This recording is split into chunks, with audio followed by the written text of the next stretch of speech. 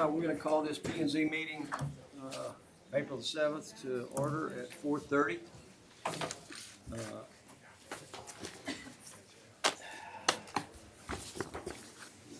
They're gonna have, the TVs on outside, also if you need that.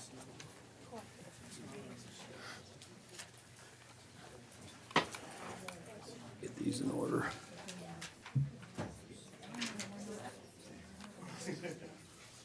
But it's in great.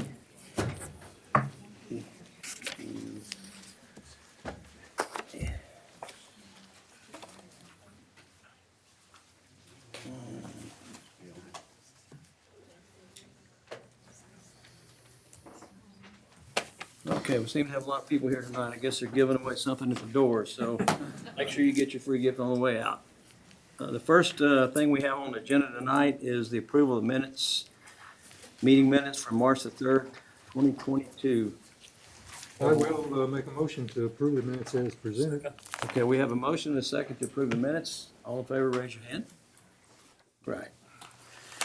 We're gonna go to the consideration and final action, item 2A, final plat for Hunter Hill Phase 2, 1126 Jackson Road. Drew? Thank you, Chairman. Good afternoon. It's consideration and final action to allow a final plat of Hunter Hill Phase 2, being 8.01 acres out of a certain tract of land on a parcel comprising of 10.15 acres out of the Walther Fosgate Survey number 120, abstract number 138, from the city of Kerrville.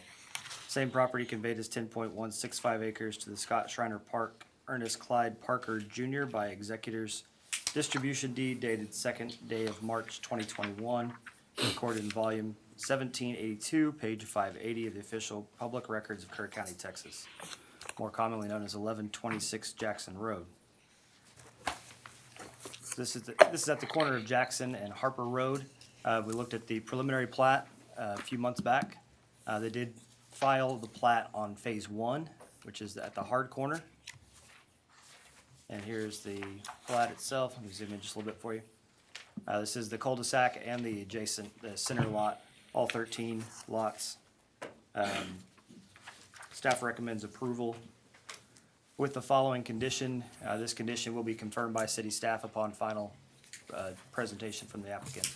Prior to the city approval of the final plat, provide the engineering approval of the public improvements or provide security to guarantee public improvement installation as per the city subdivision code, section 8250. Again, staff recommends with that condition. I know that the developer owner is here tonight. If anybody has any questions, we looked at this. We know exactly what's going on there. 2 phases. Anyone have any questions? No. Okay, if there are no questions, I would entertain a motion to approve this final plat as presented with conditions the city put on. Motion to approve. Have a motion to approve. We have a second. All in favor, please raise your hand. All right, the final plat for Hunter Hill Phase 2, 1126 is approved. Good luck. Thanks for developing. All right, we're going to go to public hearings. And we have quite a few public hearings tonight on different things. So if you're speaking on any of these issues, please be brief.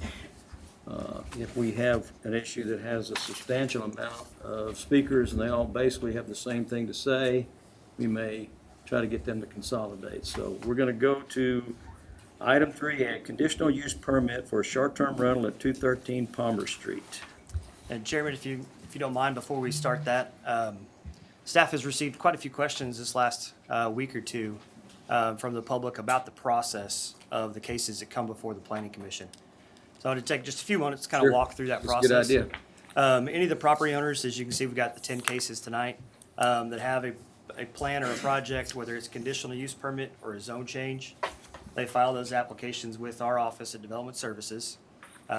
We then put them on the agenda, send notices out, advertise in the newspaper. All that happens, again, prior to the public hearing, consistent with state law requirements. Of course, then we have the public hearing like we have tonight. And these cases will then go, based on the approval from Planning Commission. If they're recommended for approval, they will go to City Council, actually on May 24th for the first reading, and they'll have a second reading in June.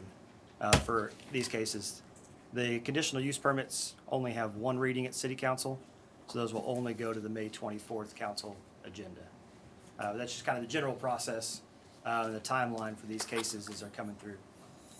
With that, kind of introduce, we've looked at this map before. This is the short-term rentals map. I believe I've got everything up to date from our recent conditional use permits. I've got a zoomed-in version for each of the cases as they come up. You should be able to see it on there. There's should be 6 green dots. Those are the 6 that we have proposed today. The red are a combination of conditional use permits that have been approved and existing short-term rentals that were in existence prior to the change of the ordinance in 2019. The 3A is a conditional use permit for a short-term rental at 213 Palmer Street, lot 19, block 8, Lowry Edition. We mailed 29 letters out, and of course, again, this was advertised in the Kerrville Daily Times on January 13th. And then it advertised again. This one actually came back because it was tabled last month. Right. So notices were sent out and advertised again with this agenda. Ooh. Make this a real fast meeting, won't we? Is there ownership here? Yes. Yes, sir. Great. You can go ahead and I'm gonna go ahead and open the public hearing on this. We'll open the public hearing at 4:36. And I have no one signed up to speak for this. We have the owner here. She wasn't able to get here last time. That's why we tabled this and pushed it off. We'd like to hear from the owner. So you wanna give us a little insight on who you are and what you're doing? Yes, sir. Haley Reed. I'm the owner and manager of 213 Palmer Street. It's currently on Airbnb. We have a property manager here locally as well, Shayla Knox. My husband and I manage the app, and then she's kind of our boots on the ground, turning the property over, and then is here for any needs that require immediate attention. So this is the one that was being used. Yes, they started operating in 2021, and as they were looking to pay their occupancy tax, realized they had to go through this process first. So we're continuing to try to educate folks as they come in. But obviously, Airbnb, VRBO, some of those other sites don't push them our direction. They just kind of give general notice. So we'll continue those education efforts. So Since this they have been is- operating, I believe, since May. Is that correct? I believe June. June? Okay. June of last year? And Yes, sir. to my knowledge, we have not received any complaints up to this point. So you have someone that's local that could be contacted if the neighbors encounter any issues that can respond? Yes, sir. Great. Additionally, like within our house rules, quiet hours at 10 o'clock. Then with the Airbnb's policy, in the event someone breaks those rules, we can terminate their stay and ask them to vacate their property. I know that it has the parking. I know that it meets the requirements for a short-term rental. Anybody have any questions? Drew, is it hard to pop up that map of other locations? There we go. So you have 213 Palmer here, Right? 1, 2, 3, 4. one at 400 Lowry Street, 2 here on Starkey. We have a case later on the agenda on Starkey, 2 more here on Lowry, 1 on Guadalupe, and 1 on Hugo.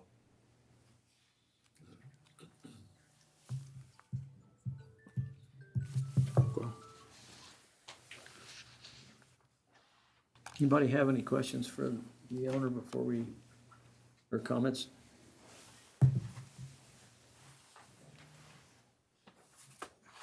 And here's the site plan of the property showing that long driveway, so they do have ample parking as required. Well, I know that this is an issue in the city. I know that we have several of these things. I think we have 7 on the agenda tonight. I think the city has realized we're in the process of having to look at this and figure out what needs to be done in the future on kind of a way to look at, gauge the locations and how many are in the area. And, you know, we're not Fredericksburg. We don't have 800 of these things, but we're getting quite a few. So I think that's something we're gonna look at. I'm hoping the city's gonna look at down the road. And commission can request a workshop at any time, and we can get that on Right. the agenda and start digging into some details if we've got some recommendations moving forward. I have no further questions for the owner. I appreciate you coming. Yes, sir. We have a motion to approve. Do we have a second? I'll second. So we have a motion to approve the short-term rental and a second. All in favor, raise your hand. The motion passes. So this will be approved for a short-term rental.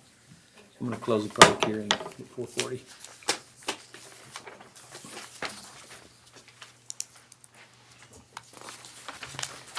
So we will move on to, next one on our list is, Officially close the public hearing. 503. 503, that's Palmer. 503 Lucille. 503 Lucille. So the next short-term rental on our list for consideration is 503 Lucille Street. This is a resolution to allow a conditional use permit for a short-term rental on lot 20-A, block 23 Westland Edition, again, 503 Lucille. And I have no one signed up to speak on this. Are the owners of this property here? Yes, sir. You want to step up, introduce yourself, please? I'm going to open the public hearing on this at 4:41. Tell us who you are and where you live. Hi, my name is Blair Casey. My wife and I, Michelle, live at 160 Roland Trail. And we purchased this property back in October and been doing some small improvements on it since and looking to short-term rent it now. You have your method of management, handling complaints and making sure everyone follows the rules. Since we're local, we plan on doing that. Doing it yourself? Yes, sir. Okay. So have you visited with anyone in the neighborhood at all? Has anyone asked you any questions or anything? Nobody's asked any questions to us. Nobody's brought up any concerns to us about that. Of course, we know that with the process, letters went out to everybody, Right. but we haven't heard anything. We back. haven't received any letters on this, right, Drew? No, sir. Typically, what we ask you to do is, in some fashion, make sure that the neighbors have access to contact you if there is an issue, so they can let you. I know we have the neighbor directly next to us. We have their phone number, and we were talking to them about packages and things because we were having furniture delivered and, Okay, such. good. So they have a method to contact us, but the rest on the other side too. Okay, she knows more than I do. G.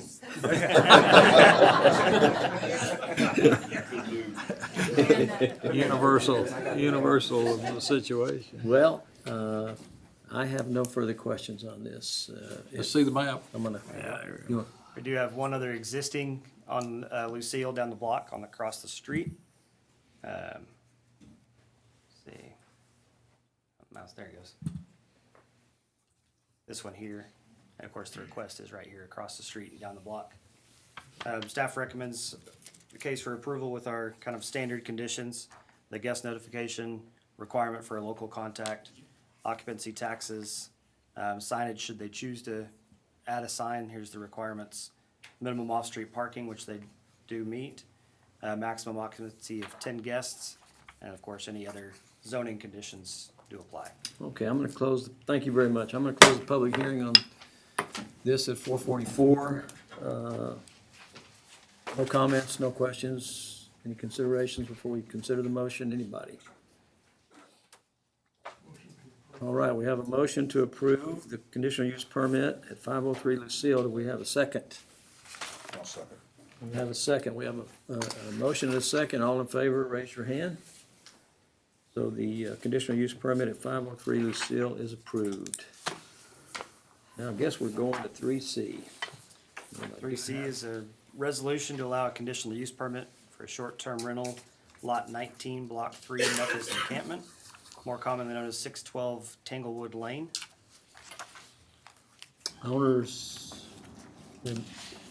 Ownership representation here on this. Yes. I do have two people signed up to speak about this. What is your name, sir? James Carpenter. And are you a local resident, I live in Mountain Home, sir? Mountain Home, Texas. Mountain Home. So do you have some type of management in place or someone that can be contacted if your tenants? Yes, sir, we'll be managing it, my wife and I. Okay. Anybody have any questions of the owner? May I have my map? And there are 4 existing on Tanglewood, further up the block. 2 on this side of the street, 2 here. Let's see, this is the requested property. And then there's, or excuse me, this one here. And there is one around the corner as well. All right, I have 2 speakers that request to speak on this. Linda Bullard, if you would step up, please.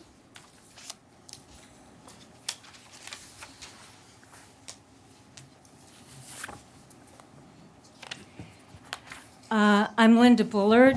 Whoops, you know, just told this. 916 Lazy Lane in Methodist Encampment. My house is at the very top of Tanglewood, which is where this application is for.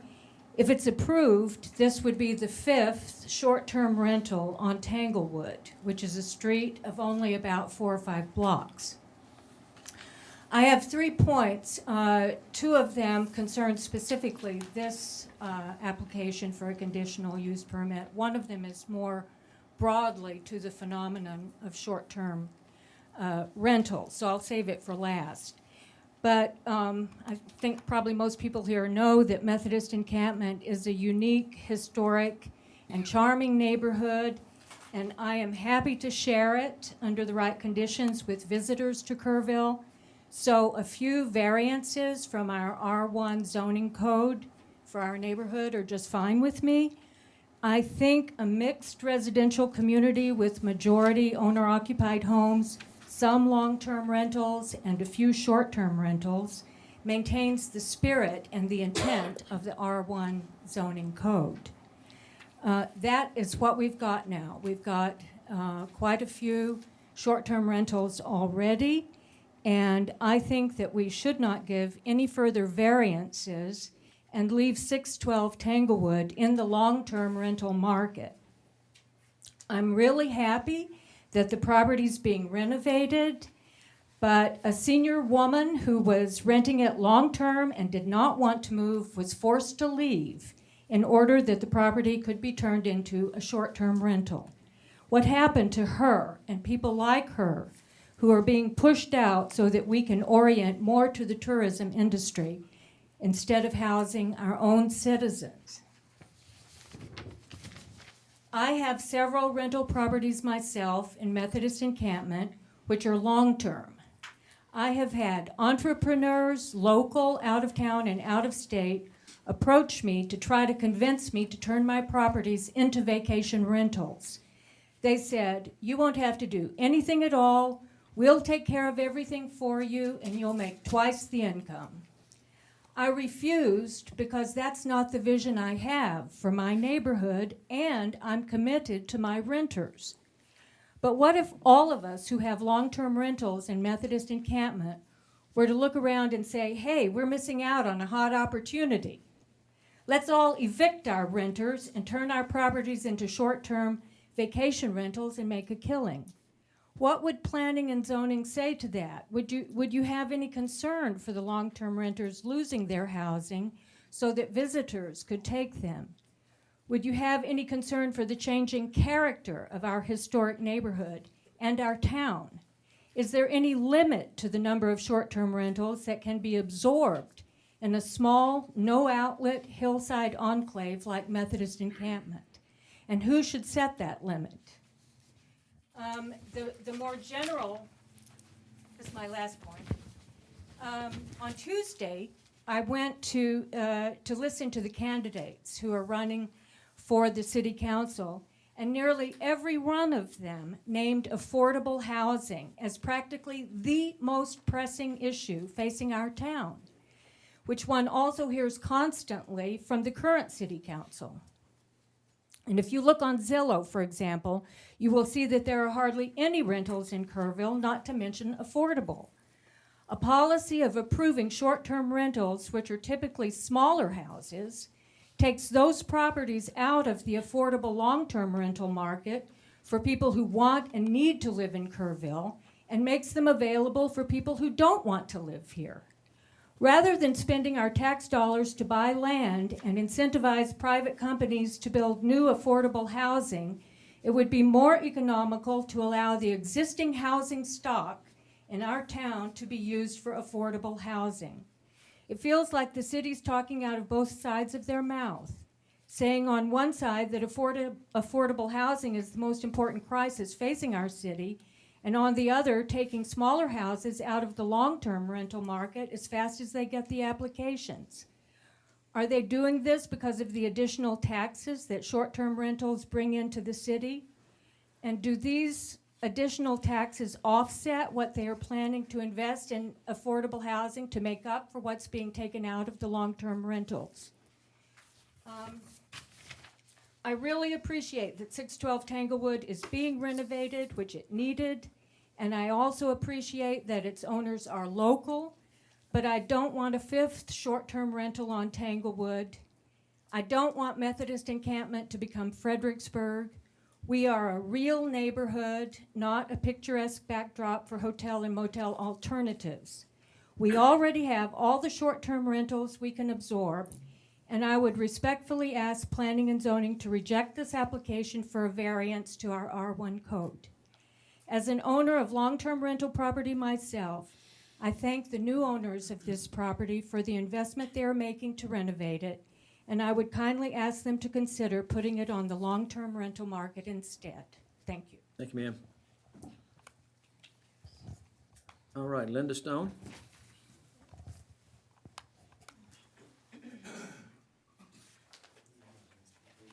Hello, my name is Linda Stone, and I live at 903 Tanglewood Lane. My husband and I we live there, we have long-term rentals there, we have 3 vacation rentals there, and I do compliment the Carpenters on what they're doing, and I am not opposed to this one becoming a rental, but I am asking Planning and Zoning to make it a higher priority to set standards for R1 neighborhoods. I was in favor of this when I heard about it, and then I started talking to some of my neighbors that have small children. We don't have a lot of small children in the neighborhood, but we do have new families who want to bring them up in a neighborhood where they know who the neighbors are and what's going on. And I feel like when you have too many vacation rentals, you don't have control over who rents them. And I know that from managing them for a while. So I just think that there should be higher standards for R1 neighborhoods. That's what I wanted to say. Thank you, ma'am. Anyone else wish to speak before we close the public hearing? I have no one else signed up. All right, I'm gonna close the public hearing at 4:53. Comments from anyone before I make my comments? Buddy? I drove by yesterday and perhaps I didn't look close enough. I saw room for parking on a driveway, for one, and around the corner there was a graveled area or something that had been boarded off, looked like it would hold one vehicle. So I only saw 2 parkings. They would be required to put in 3 parking spaces That's what I thought. prior to operating. So we'd continue to work with the owners before they start operating. Okay. Anybody else? Any comments? Do I get to give my sermon? Yes, sir. Absolutely. Okay, this zoning commission and everybody that worked on everything else for the past couple of years, not to speak of what staff did, came up with a new zoning code, and there was not anything about limiting numbers of short-term rentals in the old code, and there certainly isn't one in this code. So I'd recommend that, we've got to talk with, fit you into it, and staff's recommendation, what the code says now.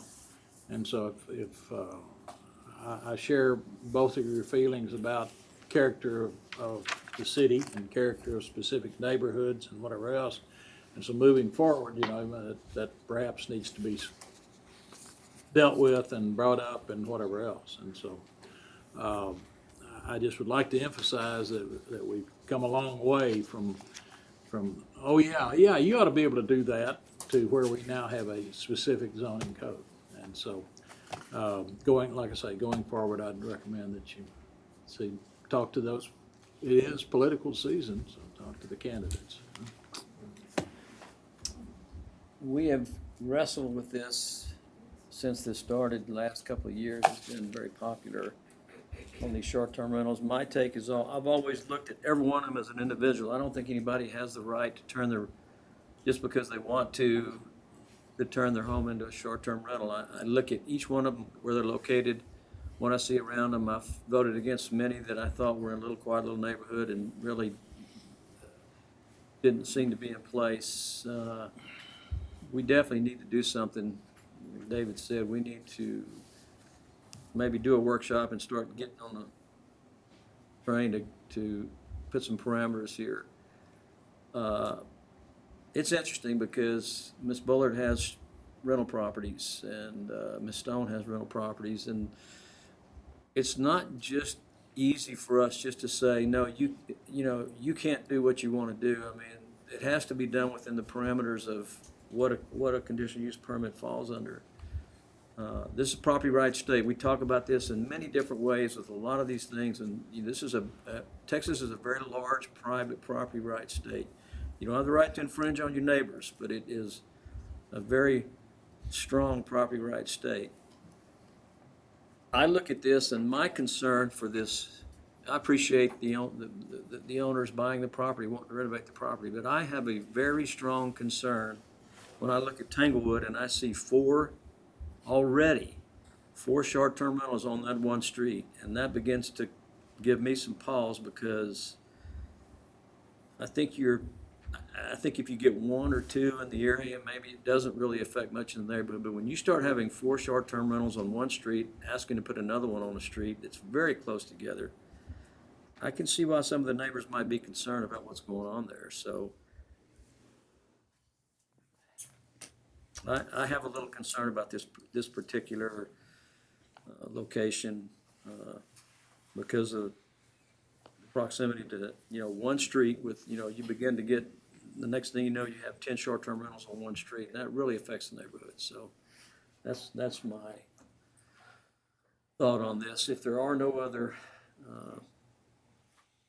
comments or questions or concerns or anything on this, we can consider this short-term rental, this conditional use permit for a short-term rental. So I'm open to a motion or no motion, whatever we choose to do here. Motion to deny. I have a motion to deny. Do I have a second? I'll second. I have a motion to deny and I have a second. All in favor of the deny motion, please raise your hand. All opposed. So the motion passes 4 to deny, passes 4-3. And just understanding you as the owner of the property, we're making a recommendation to city council. This still goes to city council for the final decision. Oh, excuse me, only if the applicant appeals. Okay. So since it was recommended denial, the applicant would have to appeal to city council. You have the right to appeal the decision of P&Z before city council. And we appreciate what you're trying to do here. It just, I think it's a little crowded in there. Anyway, so we're gonna move on to 3D.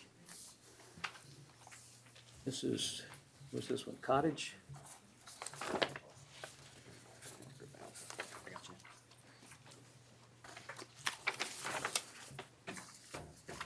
This is a CUP for a short-term rental. Is this one, 321 Cottage? Is that where we're at, Drew? Yes. Right. Resolution to allow a conditional use permit on lot 8R, block 2, Lewis Edition, more commonly known as 321 Cottage Street. And here's the map. There's one in the immediate, or this is the only one in the immediate area. A few blocks away on West Water Street, we do have a couple in place. Okay. About 3 blocks away. So is the owner of this property here tonight?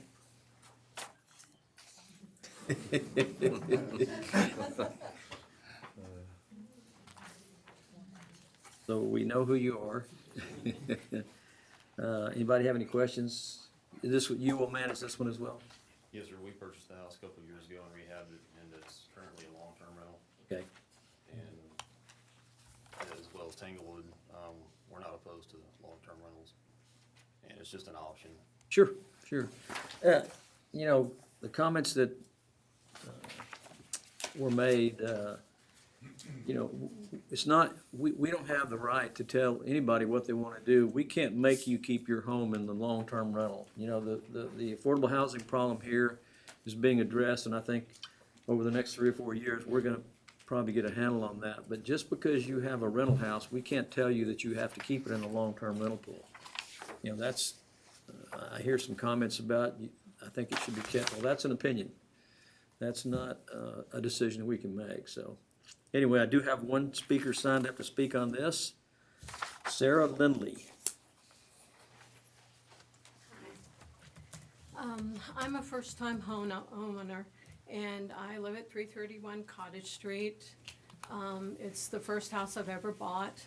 All my life I was able to rent, but now in city of Kerrville, the rents are so high that I didn't have a choice. I had to buy a house.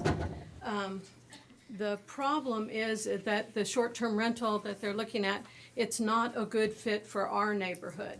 I don't doubt in some neighborhoods that would be great, but it's not a good fit. It doesn't have any scenic views. It doesn't have any riverfront access, and it doesn't have a swimming pool. Now more and more people are renting B&Bs and things because they have some amenities. This has nothing to recommend it other than it's a house. If the local contact isn't available, if we can't get the police or whoever we can get, then we have a problem with that because they don't live in. There's no noise ordinance or nuisance property ordinance in the city of Kerrville. So we have no way, if they book in wild parties every weekend that are loud and noisy, we have no way to do anything about that except ask the police to go by. They'll turn it down for 20 minutes while they leave, and then they'll turn it back up again. It's a very, very quiet neighborhood. Everybody on that street bought it or rented it because it was a nice, quiet neighborhood. We do have children on that street. We don't need any more traffic than we already have. It's at a corner, and it's going to, if people are parked on both sides, the school bus that goes down that street, which is an extra long school bus, can't even turn that corner. You're not allowed to park on the street, ma'am. It's, all the parking is off-street parking. I understand, but right now they only have 2 parking spaces. They don't have 4. So anyway, my point also is in the event, I mean, nothing is on that street except owner-occupied and long-term rentals. We don't have any short-term rentals. We don't need any short-term rentals. There's the lot next door to me that was a vacant lot was bought to have a house put on it. Well, now they're rethinking it because, my gosh, you know, now there's going to be a B&B next door. I mean, would you go and invest that money and spend $200,000, $300,000 on a house when there's a B&B right next door to you that can be loud, can be noisy, can be turned into migrant housing if it isn't a success? Because around the corner on North Lewis, there are 2 houses and they have low-income migrant housing in those houses. Cars are parked up on the, they don't have parking. Cars are parked all along the street. They're parked on the front lawn. They knocked down, the people next door to them moved because they knocked down their fence and parked their car on their property, on their front lawn. And that's what you get if you get the low-income people that are paying $20 or $30 a night. I understand that there is, a 30-day limit, that they can't be over 29 days or 30 days, but they just move out or spend the night in their car and then they move right back in. But all those trucks are parked down that street. Our street is a very narrow street. There's not room to have cars parked all the way down it on both sides in the event that the B&B doesn't work out. And that's what people are doing. If it doesn't work out. People are now renting B&Bs for their loud, noisy parties because oh, you don't want it in your neighborhood next to your neighbors that are all gonna be unhappy. So gee, Saturday night, we wanna have a party, let's rent that B&B and be as loud and noisy as we want to. And they can do it. There's no noise Have you ordinance. experienced any of this They anywhere? can do that. Have you experienced any of this anywhere? I have heard from many, many people who even had B&Bs that that is one of the things they're doing now. They're doing the party rentals instead of renting it just for no, overnight. Also, the people that cannot rent a motel or hotel room because they might pop up on police radar are renting B&Bs, and of course, cash is king. And so, of course, if they pay cash and they show you a fake ID, how do you know that they're legitimate people and they're going to do the right thing by your B&B? You don't. The point is that this is a really quiet neighborhood. It is a lovely little tiny neighborhood. We're all trying to make our neighborhood better. You know, I'm getting ready to paint my house. What is the point of me painting it if I'm gonna have to move out in a couple of years? No point whatsoever. I mean, I am very impassioned about this, probably because I'm a first-time home buyer and I bought in a nice quiet neighborhood, spent as much money as I could, and now my house is gonna be, when I go to sell, it's probably gonna be worth less than what I paid for it. I realize that's the luck of the draw. However, you know, I'm asking, please don't do this to our neighborhood. It's a very quiet neighborhood. We like living there. We all get along. And then you're going to bring a very weird element into it that we won't be able to do anything about. We just have to, oh well, live with it. Because there's no noise ordinance and there's no nuisance ordinance. And you know, everybody's a realtor. Nobody cares about the little people who buy these little houses. I'm not saying that, you know, it's a great, fantastic street, but I was getting ready to get a brand new house next door to me, and now I'm not going to get one. I'm a little unhappy about it. Yeah, I really am. Thank you for your time. How many short-term rentals approximately do we have, Drew, in the city now?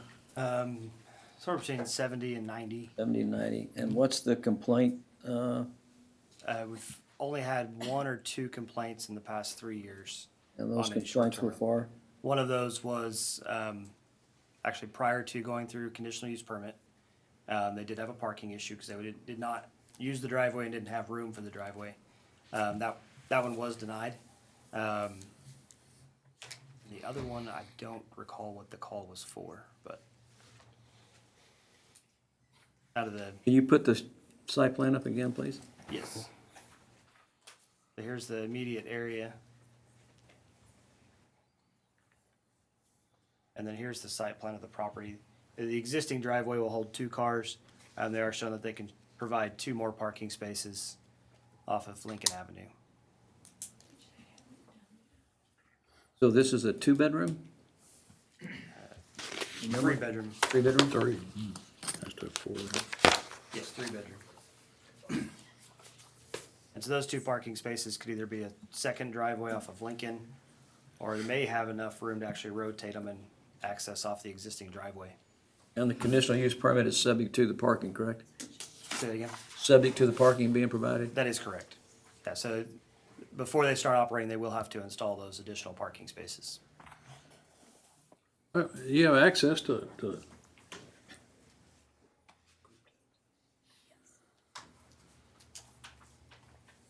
Where's this Lincoln Street? Am I not It's seeing a corner lot, so it's on Oh, Cottage. on and the Lincoln side, Street. so you, Yes. so how do you get to the 2 parking spaces in the back of the house, those 2? There's a driveway here. This is the existing driveway behind the Okay. house. Okay, all And they're right. proposing 2 new spaces next to the house.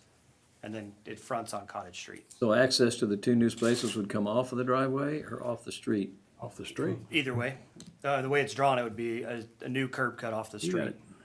it. So all parking's off Lincoln. Yeah, I finally figured that out. And they've got room if they wanted to do 2 parking spaces off Cottage too. At the end of the day, we need to make sure they have 4 spaces. Right. No one else wants to speak on this. I'm going to close the public hearing at 5:10.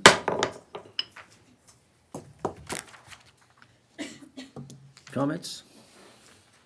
I'll mention that one thing we kick around a lot is access to, the Kerrville amenities, getting to the river trail and being close to downtown and all that stuff. And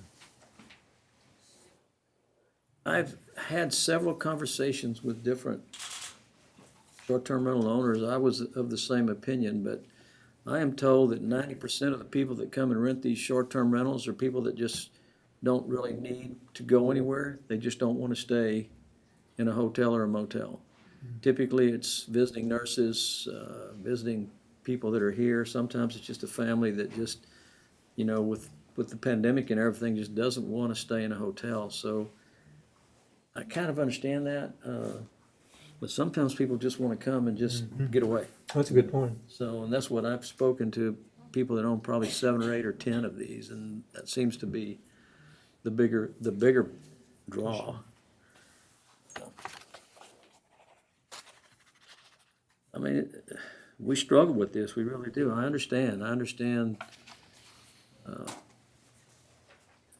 putting a short-term rental in a neighborhood, I tend to look at the fact that we have 70 or 80 short-term rentals, we get no complaints. I'm not really familiar with the ordinances as far as noise goes, or rowdy parties, or things like that. I'm not sure that that's actually true, that you can just blare music all night and. Right. We don't have a specific noise ordinance, but we do have just a general nuisance ordinance. Right. Which PD would handle. So if it's more of a repetitive nuisance, PD would step in. If it's just a one-time thing, of course, PD does respond, break up whatever the nuisance is, and would continue to respond, obviously. But as far as any citations, it would be Right. the repetitive nuisance. And again, there's no on-street parking Right. for short-term rentals. Yeah, we require the additional parking, different from your single family for that purpose, so they can provide additional parking to keep the cars off the street parking. When you speak to the fact that you've had no complaints, or the couple of complaints, whatever, that's administrative type, but you don't have any idea, or you don't have any way to find police report complaints? We did run for 2021, the police department ran a report on all of the short-term rental addresses that we have with their general calls. The only thing that overlapped those addresses were some traffic stops that occurred in front of that property. Okay. Nothing to do with the short-term rental? No, I think there was one trespassing, but I don't think that's a short-term rental issue. Everything else was other stops. It wasn't specific to any noise, parking, neighborly complaints, so. Thank you. Any other comments, guys? Anybody have any thoughts? I got a question for the owner. You say you're gonna manage the property yourself from Mountain Home? Are you gonna list it through Airbnb or VRBO, or are you gonna have your own website? Because I know VRBO and Airbnb, and I'm a user of both, has specific rules that I as a renter have to abide by, but they also have specific rules that you as the property owner have to abide by. And so that would alleviate a lot of the problems that's being brought up about noises, parties. I know that when I just booked one for my wife's graduation to go to Port Aransas, it was, you will not have a party and you will not make any loud noise past 10 o'clock at night. Is that something that you're gonna have on there to ease the mind? You want to step up to the microphone? I have a question as well, please. Go ahead. That was it. Oh. Yes, sir, it would be a very strict vetting process for any out-of-town renters that want to come in for the short term. We have friends that own a Southern Charms vacation rental, and we would pretty much mimic her operation. It's a very tight operation. She manages properties that house 15 to 20 people, and they have no complaints on their properties. And she manages them very tight, and that's the way that we would operate. You have deposit guidelines, and I mean, most of the people that I've spoken to on these these short-term rentals, I mean, they're very expensive. It's not like someone's gonna come in and pay you $50 a night. I mean, it's usually $200 to $300 a night with a Yes, sir. deposit. With a I think that's deposit, why we it's- don't get much complaint. Right. But you're not gonna sign up with with Airbnb or the other operation? You're gonna do it yourself? Yes, sir. And we're gonna, like I said, Southern Charms, if you wanna look at their website, that's what we would be mimicking their policies. She has very, very strict legal policies on regards to what they can and can't do, noise level, trash, parking, Did you say you background checks. Did you say you bought that property a couple of years ago? Yes, sir. What was the condition of the property when you bought it? It was pretty run down. And y'all, in the last 2 years, have improved the property? Yes, sir.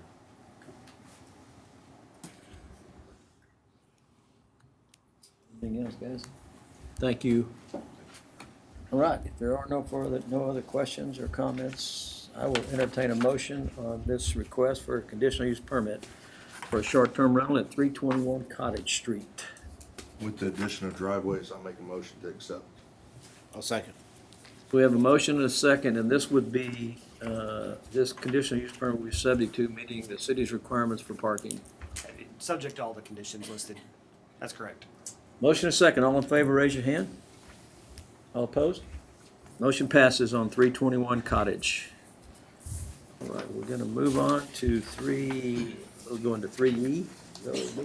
It's a resolution to allow a conditional use permit for short-term rental on lots 5 and 6, Block 7, Lowry Edition, more commonly known as 217 Starkey Street. Let me find that. Hi there. Just one second, ma'am. Okay, 321 Starkey. Yes, sir. We're gonna get some particulars, Oh, sure, okay, before sorry. we open the public hearing? Go ahead, Drew. Same conditions, again, with our standard conditions for the short-term rental. Guest notification, local contact, occupancy tax, signage, minimum off-street parking, maximum occupancy, and the zoning regulations. This is a 2-bedroom house, so would require 3 parking spaces. You put the map up, there you go. And here's the site plan. Again, that long driveway to the back would adequately hold 3 vehicles. And here's the map of that area. And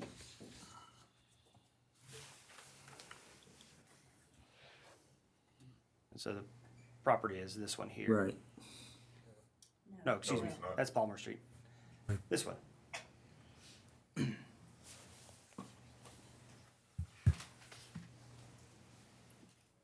You drop it down? Are there any more on Starkey? Up? Yes, there are these 2 existing on Starkey. Right, I got it. These 2 on Lowry, this one on Lowry, and again, the 2 on Guadalupe and Hugo. Bring the map down so that you go towards 27. Oh, this one doesn't move. This it? Okay. Sorry.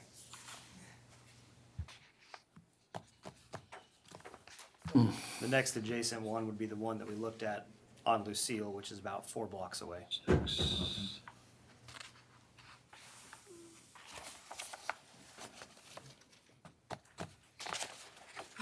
All right. I'm gonna open the public hearing on this at 519. So do we have the owner? Yes, That would be you, huh? that would be me. Go ahead, ma'am. Yes, sir. My name is Carrie Wilt. I live at 398 Cave Springs Drive with my husband Patrick in Hunt, Texas. And we're the owners of 217 Starkey. As with our other 2 vacation rental properties that have gone through the same process, we fulfilled all of the requirements for this permit. As with our 2 current rentals, which are 201 and 205 Starkey, we've had no complaints against them by any of the neighbors in the last 2 years. And we've had over 260 stays, all 5-star stays. No complaints in the neighborhood. Part of our policy is always to, once we are up and running, or at least know what our up and running date is, we send out a letter to all of our neighbors. It has our cell phone number in it. We also live in Hunts, which means cell phones can be spotty sometimes. And So we own Grape Juice as well. So they also have the number to Grape Juice and people, staff there as well, if they have any issues. And in the last 2 years, once we had somebody park in a wrong spot, and within 10 minutes, the car was moved. Let's see here. It's interesting, and I'm sure you've all seen it. We do have a collection in this neighborhood. You'll see the similar thing on like West Water Street and Robinson and Tybee and Earl Garrett. Really, that's partly because, well, number one, we're a unique neighborhood. We're not up in Methodist Encampment. We are right on the edge of the central business district. I mean, literally, if you skip one street over, either way you go, you're in a C1, you're in an R2, you're in a multifamily. We're kind of surrounded by the edge. And even as we look forward to the 2050 plan actually considers, this area residential transitional. Right. And that's really where we're going. It's interesting that most other places around the central business district has this kind of buffer area. But really the best thing we love about it is it being centrally located to all the amenities that a tourist would want. Our guests can walk 100 steps, literally, to the start of the river trail. We provide bikes, hot tubs, all those amenities that the guests are looking for.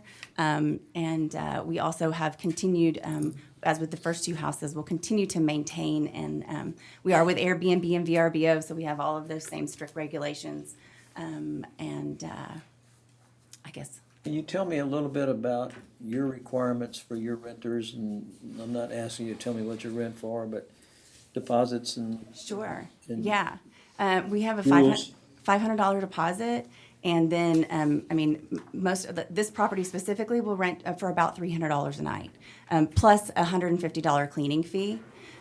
So yeah, it really does kind of price out the partiers. And what he said earlier, or I think it was you said earlier, about most people are just so thankful to be there and to just sit on the front porch and swing and watch the deer go by. And unfortunately, I think sometimes short-term rentals get a bad rap because of bad spring break press. And that's, I would love to tell you that that it really exists, and I'm sure it could be a one-off, but it's the exception, not the rule. I have yet to have any damage to any of my properties. They're all very, they're pet-friendly. It's really just families that no longer feel comfortable in a hotel environment. And unfortunately, the options here locally for hotels don't give people the best experience as far as what Kerrville has to offer. And I love being an advocate for Kerrville and being able to give people that true, Kerrvillian experience. They can walk to the coffee shop, they can walk to the brewery, they can walk downtown, they can walk to Mamacita's for a margarita, whatever works. Thank you. Anybody have any questions for Carrie before I do have one speaker signed up. Karen Sides. Can I add one more thing to her? That's my husband, sorry. On the second part. You need to get her approval before. I just didn't want to crowd up at the microphone. Again, Patrick Wilt, married to Carrie. Can you bring up the map again of the short-term rentals? I just want to verify that 210 actually shows it's on Starkey, but it's actually a Lowry address. 210 might be tagged as a short-term rental, but it is currently being used as a long-term rental. So I just wanted to make that clarification. Thanks, Patrick. Well, we need to change that. Okay. Thank you. Thank you. Thank you for the opportunity to share my thoughts on 217 Starkey Street being changed from a long-term rental to a short-term when we already have 2 on the street. There are only 9 houses on Starkey Street. So the third one will be 30% of this residential street is basically a for-profit business with, I don't have any complaints about what they have done so far. They've done a wonderful job of renovating those first 2 houses. This third one on 217, that doesn't need renovation. It was just renovated 2 years ago. It's in excellent shape. I just don't know why we would want to take off the market reasonably affordable housing for people when we don't have to do that. There's such a challenge what people have right now. They've already sent eviction papers to the elderly woman living in 217 now, where she thought she was going to be living there for the rest of her life. She has mobility issues. She's recovering from cancer, and she's been evicted. The woman has been in tears, but we're neighbors. We work together, and we're trying to help her. But it's a sad commentary because she's got to find something that's mobility friendly. She's got to find something that would like to find something in her current price range, but that's not going to happen. She's going to be paying $300 or $400 more a month. She's got to come up with thousands of dollars to move in to a new place. I just want people to know the impact when we take a house, move it to a short-term rental, we're losing a home. Someone loses out, someone pays the price for these extraordinary profits that people are making on these short-term rentals. I don't have a problem with anyone wanting to make a profit or make things better for Kerrville. I love Kerrville. I love that we're renovating the area, but to do it at the cost of people losing their homes.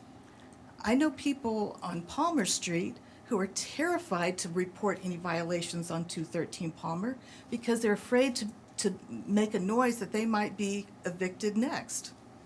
People are afraid of being evicted in this neighborhood because so many are going into these short-term rentals, and there is nowhere for people to go that's affordable. I don't know how familiar you are with what it costs to rent just a small little 2-bedroom, 1-house home. And if you're making $13, $14 an hour and trying to raise kids, you can't afford to live here. People are going to have to leave Kerrville if they can't find affordable housing. It's not necessary to add one more vacation rental home. We've got 2 on the street, 3 would make 30%. I think that's just too much. It ruins our neighborhood.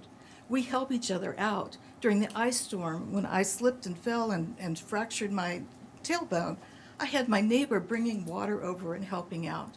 When our neighbor across the street, who's now been being evicted, she was running into challenges. I'm able to move her trash can in and out for her. We're all helping each other. When you have people, just strangers, coming in and out of a house every day, because these change regularly. It's not like someone's there for a month or so. They're not. They're there for a night or maybe 2 nights. You don't know who they are. You ruin the neighborhood. My grandchildren live on Palmer Street. I like for them to be able to walk over and visit me. But to walk through all of these, I don't know who's in these houses any day of the week. I'm nervous about that. It's ruining our neighborhood when you have too many. I won't say anything more on that, but I do want to say, Ms. Bull, I appreciate what you had to say. Every word she said was like it was coming right out of my heart. And please do something. Other municipalities are putting moratoriums on short-term rentals because they're seeing the damage that too many of them do to a community. There are some that are even working on trying to roll back some of their approvals because they see the damage. I don't know why we can't put a moratorium right now until we figure out our affordable housing issue at least and how to maintain the viability and health of our neighborhoods. I tend to agree with you. I don't know why we can't either, but we haven't. So, Well, thank you. yes, ma'am. I have one more speaker on this. Ann, Can I speak to her yes, ma'am. comments before? Real quickly, go ahead. Sorry, just wanted to make sure. And they both know we have texting relationship, and they can get a hold of me at any time. But I just wanted to clarify for the renter that we gave 90-day notice when we purchased the property. 60-day notice. And but first of all, we would love to be able to buy a home here in Kerrville and turn it into a long-term renting situation. But unfortunately, the way the market is and with home prices, it makes it to where we lose money in that proposition. But regardless of that, I just want to be clear that we gave her not only extra notice, we also gave her the name of 2 different realtors that we'd already talked to that were helping her to make sure she got someplace to live, and that we gave her a list of all the availability, which, by the way, there were 10 in the area. I'm sorry. Okay, the Google search that I did had 10, and so she did find some place to live within her price range. We are also funding her move because we do know that she has health challenges, but she was on a month-to-month rental, and if she thought she was going to live in this home forever, then the leases need to be longer and all of those things. She knew when we bought the house that this was going to be the case. So I don't want to feel like we have victimized someone, because we know that we have handled it with kid gloves and to the best of our ability to make sure that we are making sure that they're provided for and that we're not just kicking someone out on the street. I also wanted to clarify as well is I think it's hard to say on a street how many are too many, because we're really also talking about an area. And so if you look at the Lowry Street area, it's more like 10% of this. Basically, you're talking Hamilton, Starkey Street, Palmer, and Hugo and Lowry, which once again mixed in there are C1s and R2s, as well as R1s along that path as well. So I'd like for the whole neighborhood to be considered and not just one small short street versus many long streets. If there is a workshop, I'd love to be a part of the process, because I think we have a really good We'll let you CUP process, but there do need to be some tweaks and some things, because even as an investor, for us to better understand what the parameters are and what we need to work within when we're meeting and even exceeding on many times what the requirements are for a permit, I guess that's really it. Thank you. All right. Sorry. All right, Ms. Ramirez. Hello, my name is Ana Ramirez. I purchased the home at 208 Starkey in the summer of 2020. I fell in love with the neighborhood because it was quiet and 2 blocks from the river, and I couldn't wait for my grandchildren who live in Washington State to come every year to vacation and to ride their bikes and to go to the river. Now I have to worry because, again, this is short-term rental number 3, coming into Starkey, across from my house, and it's within 200 feet. But I'm concerned for multiple reasons. First of all, I don't think short-term rentals fit into the fabric of the neighborhood. When I purchased my home 2 years ago, I loved it. It was beautiful. It was quiet. There's only 9 houses on Starkey Street. Only 2 homeowners, which is Karen and myself. And we thought Beth was gonna be a long-term resident, so we became friends. While I understand the need for rental properties in all neighborhoods, short-term rentals do nothing but artificially increase the rental rates and decrease property values. That is my opinion, because if I were buying now on Starkey, and there's a 3rd short-term rental, I would not buy on Starkey. Anyway, number 2, short-term rentals also bring in more traffic, noise, and parking issues. I have complained a couple of times to the owners of the first 2 houses that they have, the short-term rentals, about parking, because there's been times when there's cars parked on their properties and across the street, and then in front of my house. And I've called them and asked them, can you please have them move their vehicle because I have somebody coming over to visit. And they have, they've done what they have to do. But that makes the street so narrow. As it is right now, Starkey is maybe 14 feet across the width of the street.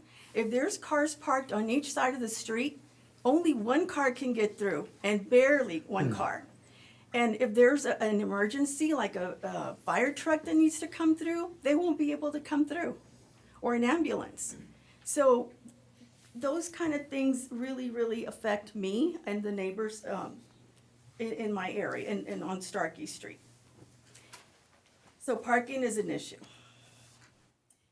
Short-term rentals, number 3, take away from the long-term rental inventory, which Karen was mentioning. Number 4, with all the excessive cars and traffic in and out, it does not allow homeowners on Starkey the quiet enjoyment of the home. I'm a retired widow, and I moved to Kerrville because of the beauty of the city and the quiet surroundings. Multiple short-term rentals have diminished the very reason why I moved here. So where do we draw the line? I believe the 2 short-term rentals is too many, and we need to stop number 3 from coming in. The city needs to consider this short-term rental zoning district to mitigate the inherent risk of short-term rentals or place limitations on them in existing neighborhoods. And it's very, I don't know what else to say. Like I said, I bought 2 years ago because this was my forever home. I'm retired, I'm a widow, and I just want to have peace on my street. Thank you. Thank you, ma'am. Anybody else before we close the public hearing wants to speak? All right, we're gonna close the public hearing at 5:35. Can I speak one more time? Sorry. Don't. Sorry, I tried to raise my hand, you just were looking Do in you- a different direction. Can I say one more thing? Very quickly. Okay, sorry. I know you'll have a big meeting. Correct me if I'm wrong, there was only one time you asked me to move a car, and I did. Well, I had twice that I had. Okay, I have the text, I don't know when, but you did not let me know the other, and I would have taken care of it, absolutely. That's regular, like Right away. almost every week there's those signs, but it's hard to get. So, and here's, okay, so, and I will say that we have all the required parkings. I do know the neighbors across the street from them have multiple cars, and they're always parked in the streets, and those are the renters. And that, like she said, only 2 of the homes on the entire street are owned by them. The rest are all rentals, are all long-term rentals, which are also a part of the problem. To my knowledge, they have the ability to ask me to take care of those things, and I have, but they need to ask me again if something else happens, if it was my renters. So anyways, Thank you. thank you. Any comments, any questions, any thoughts from anyone? If there are no, I would entertain a motion on this issue of a short-term rental for 217 Starkey Street.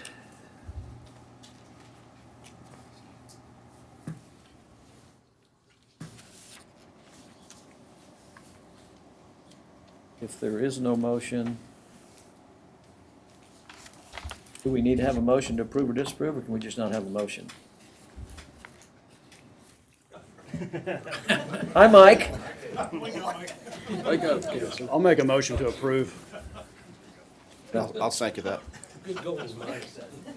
All right, we have a motion to approve and we have a second. Who seconded it? You did? All right, we have a motion to approve and a second. All in favor? All opposed? The motion passes. Correct? Fourth. Go ahead, 4. 4, okay, the motion does not pass 4-3. My one comment is, I'm gonna go back to the same comment I made before on Tanglewood. I know the Wilts, they do a tremendous job, and they're probably some of the best short-term rental owners here, but I'm a little concerned, and I agree with the neighborhood. It's a residential transitional neighborhood, and one of these days it may be just pretty much commercial, but I get a little concerned when you have 3 short-term rentals on one block within 100, 200 feet of each other. That's my only concern. So let's move on to, I just want to make sure that you're clear that, so their CUP will consider that denied. consider denied, yes.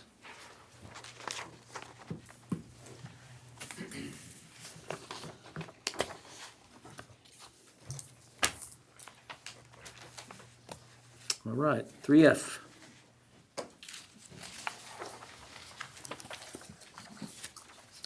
Okay. 3F is, excuse me, conditional use permit for a short-term rental on lot 29, block 2, Sendero Ridge, more commonly known as 105 Jasper Lane. Here's the property. Here's the map. There is one other down the block, pre-existing here. And the request is this property right here. And here's the site plan showing the 3 parking spaces. All right, I'll open the public hearing. I have no speakers signed up to speak on this. But are the owners of 105 Jasper Lane here?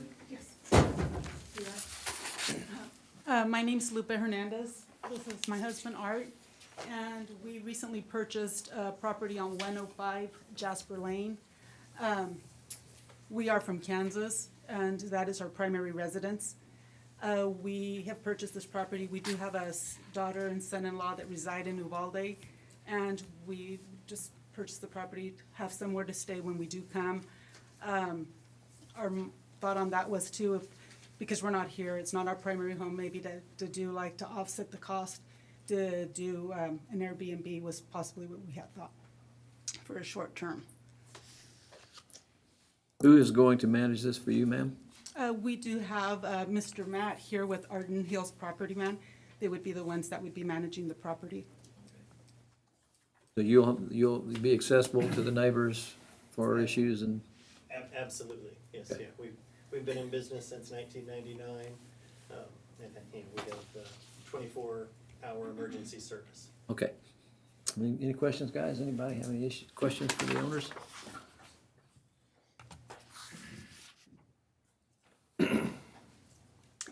All right, I'm gonna close the public hearing at 5:41. And comments or issues, or we can consider this CUP. Any thoughts? Pretty quiet, huh? All right, we have no, did you receive any notices on this? I don't have any speakers. Was there any? We did have 2 letters sent in that were in opposition. One is a long-term rent owner, a Yeah. property owner. Oh, I remember the letter. And that's on, Yeah. They're not, they don't live here? correct. And that one's actually on Ivy Lane, the next block over. I remember the letter. All right. No one has any comments, questions, or concerns. We will consider a motion to. If I may. Sure, go ahead. Matt Slitton, 324 Clay Street, Kerrville, Texas. I'm the broker-owner of Arden Hills Realty and Property Management and the co-owner of The Vacationist, which is going to be a short-term rental division that we are currently creating. I did want to just speak quickly to the opposition letter that did come in on April the 5th. With that person had specifically stated that they were, concerned about the overall upkeep of the home, and that there was a lot of rental homes already in the neighborhood, and that those tend to the yards don't get kept up, and that they're basically kind of declining the neighborhood. Well, there are a lot of long-term rentals in that neighborhood, and those yards and exteriors tend to fall off and don't get kept up as well. However, when you have a short-term rental property, such as what they're proposing here, you're going to have regular yard maintenance. The exteriors have to be kept up. These properties have to be really kept at the highest levels in order to attract those vacationers. So it's really going to help bring the neighborhood back up and offset some of those declining pieces from that Ms. Smith seems to be concerned about.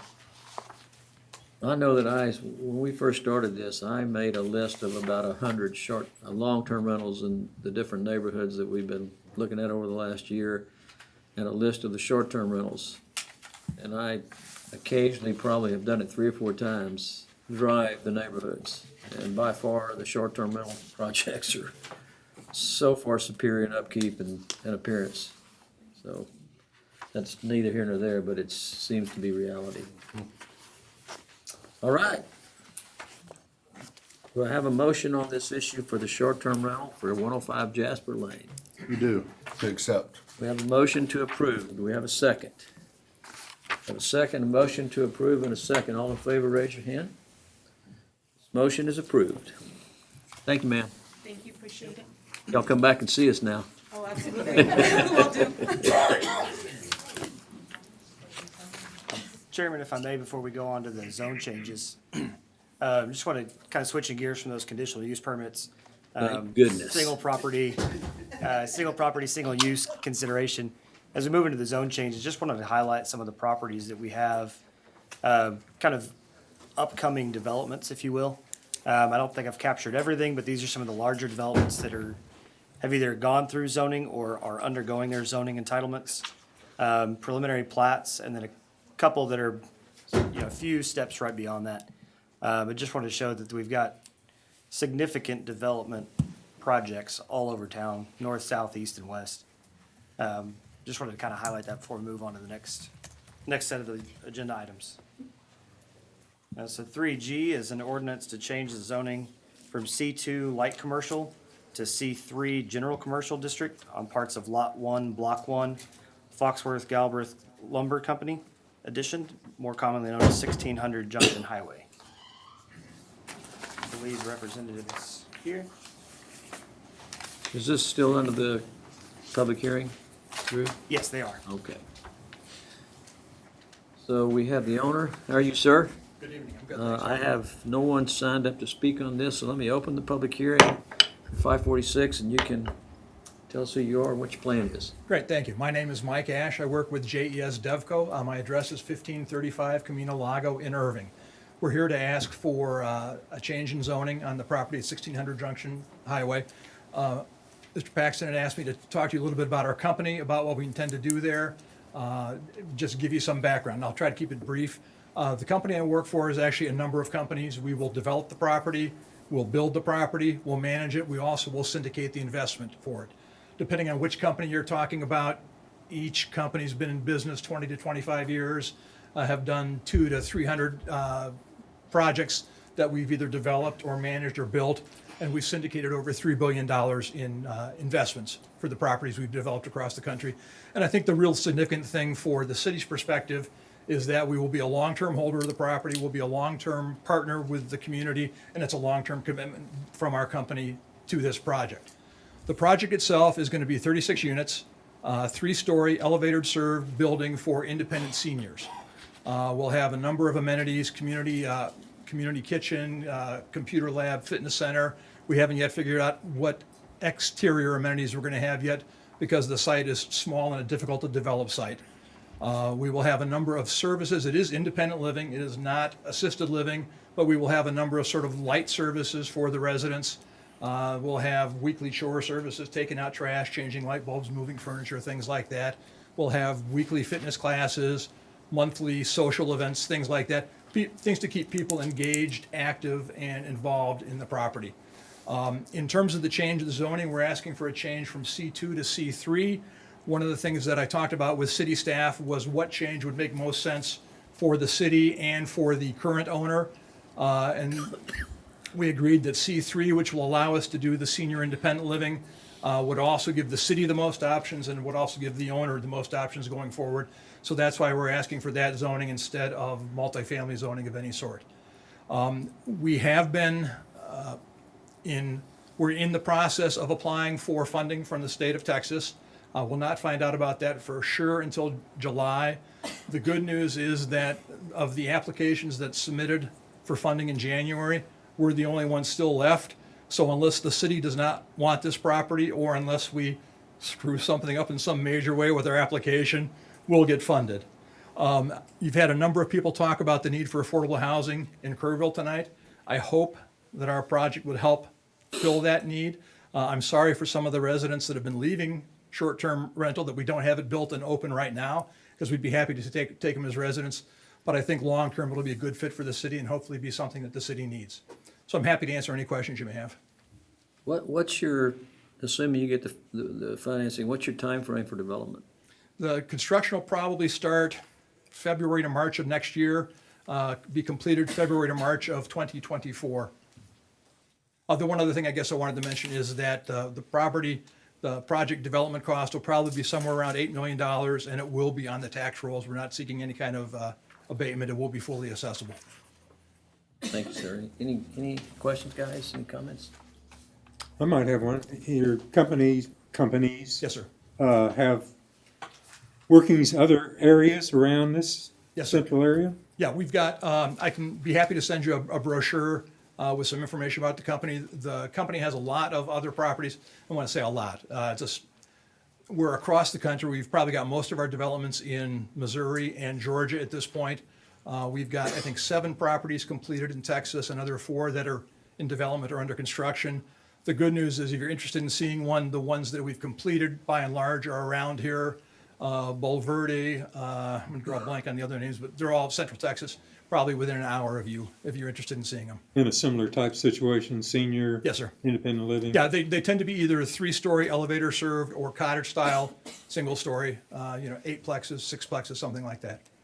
Your description, I got the idea you're gonna have a staff? Yes, it will have a manager on staff, and it will also have a property manager to take care of the physical needs of the property. That's kind of a busy intersection with Goat Creek and the highway. Concerns there about the type of clientele and? Yes, sir, absolutely. We've had, the preliminary site plan that we submitted to the city had the entrance and exit on Junction Highway. I had talked with both Councilmember Eichner and Councilmember Clarkson prior to coming to the city in January or February about it. Councilmember Eichner in particular was worried about access on Junction Highway. We had our engineer go and take a look at the Goat Creek access, and I think that poses different concerns, but similar concerns. There's issues with vision both ways if you turn out of there. There are also, because of the topography at that part of the site, is if you have to come in off of that site, you will lose a lot of green space and some parking. So that is not a great site. We've also talked about making the exit on Junction Highway right turn only. We haven't resolved anything, just we're aware of that as an issue. We're talking with the city, and we'll continue to talk to the city about finding the best resolution. Everything is subject to solving the issues, right, Drew? So this being a TxDOT road, that any traffic impact analysis that's required to go through TxDOT, after the zoning entitlement, their next step will just be a building permit. And of course, the curb cuts and construction will be part of that building permit. But the actual access point would be through TxDOT. That is a rather challenging terrain, i.e. with a concrete ditch. Is that, who owns that? The city? Most of that is on this property. Right. I don't have the flood zone map on there, but you can imagine with the topography that is drainage coming through there. I believe it's Elm Creek that flows through there towards the river. The flood zone is obviously the lower level. The site itself has been elevated out of the flood zone. The lower level, the concrete is a floodway. We will not be developing in that area at all. We'll all be on the higher portion of the site. If no one else wishes to speak, I'm going to close the public hearing at 5:53. Thank you, sir. Thank you. Comments or questions before we consider the zoning change? I'll run through the rest of Go ahead. staff report. This is part of the Strategic Catalyst Area 4. That includes community, commercial, regional, heavy commercial, and light industrial. Again, that's stretching from just east of here all the way out to the edge of the city limits towards Ingram. The zoning, C3 would be consistent with adjacent properties. You can see on the riverbank side, we have all C2 properties. On the uphill side of Junction Highway, we have several C3 properties for that regional commercial. And this being at the corner of Farm to Market and State Highway, C3 is appropriate. The staff recommends it for your approval and be pleased to answer any questions. All right. We'll consider a recommendation on the change of zoning to C3. Motion to approve. We have a motion to approve. We have a second? I'll second it. We have a motion and a second. All in favor, please raise your hand. All right, this motion passes.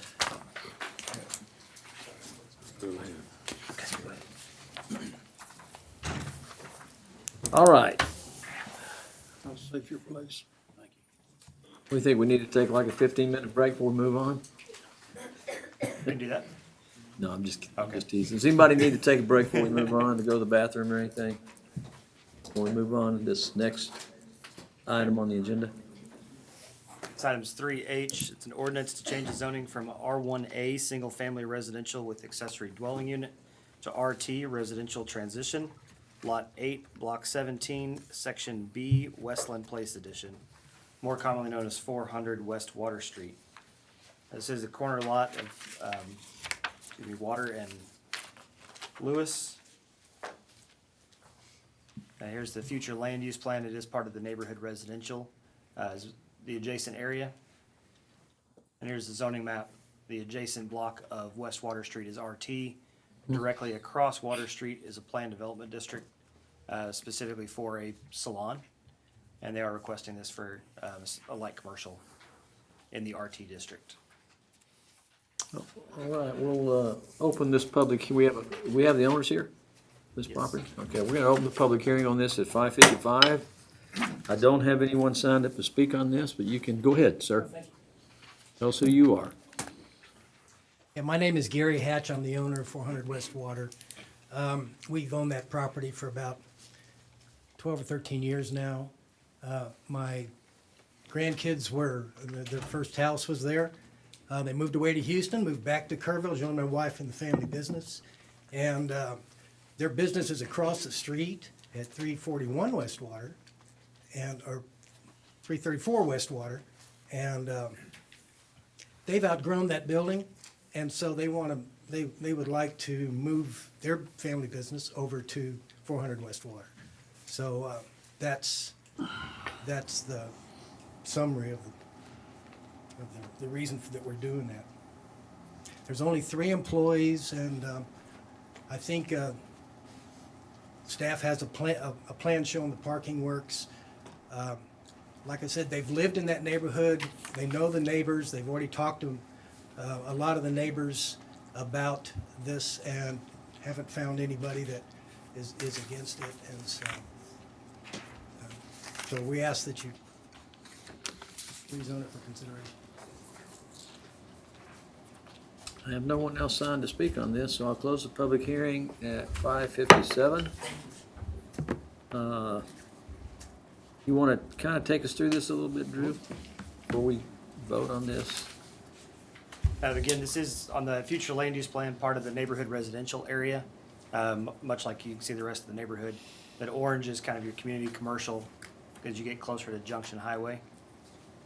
The zoning map looks a little different with RT being a full block of West Water Street. The PD across the street, the planned development district, is for a salon. So this would be a corner lot. They have shown us parking that will be installed prior to opening as an office building or as a commercial building.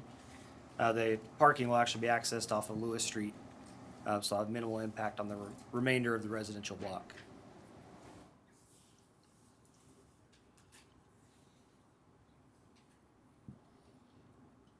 Any questions, guys?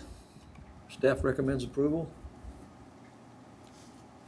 No notices, no received anything from the notices that's sent out? Nope. All right, I'll entertain a motion on this zoning.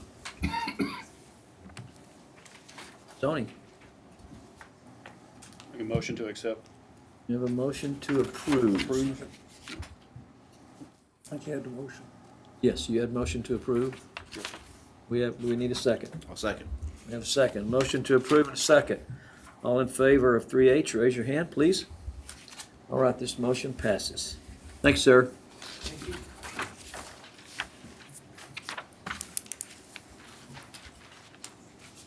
I guess we're gonna move on to 3I. Yes, this is 3I. It's an ordinance to change the zoning from RE Residential Estate District to R3 Multifamily Residential District on 36.28 acres. Parcel being a portion of the Nathaniel Hoyt Survey number 145, abstract number 178. A portion of 168.47 acres according to special warranty deed and vendor's lien filed on document number 21-04751. of the official public records of Kerr County, more commonly known as 2601 Medina Highway. Again, here's that map showing some of the adjacent developments that are undergoing different levels of their entitlement process. I do have about 200 acres across Medina Highway at Camp Meeting Creek. This property here and the surrounding area of it. And then, of course, actually the next case includes an annexation that you see on the south end of this map here. Here's a survey of the property that was requested to be rezoned. As you can see, it's, let me go back to the notification map, really. As you can see, it's about 700 feet from the backside of River Hill neighborhood. There is one property owner between them, and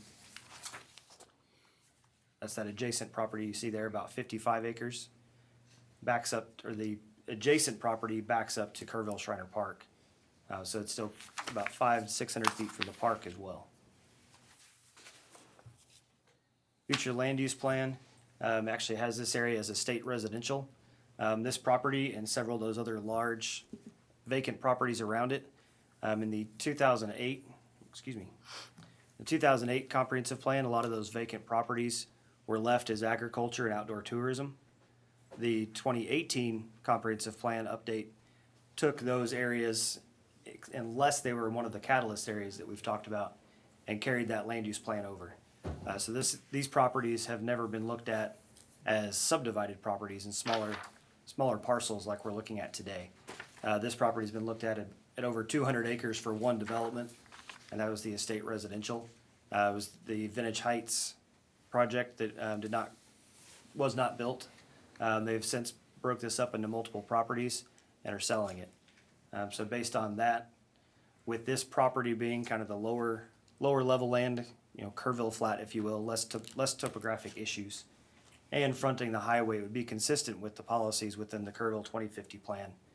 It would require an amendment to the future land use plan to be the residential transition for the multifamily use. Here's a zoning map, again, showing those different properties around it. River Hill being R1, RE for this property and the balance properties around it. R2 on that very south end, and you can see the kind of light blue color is Kerrville Shriner Park. I'd be pleased to answer any questions before or after the public hearing. The applicants are here.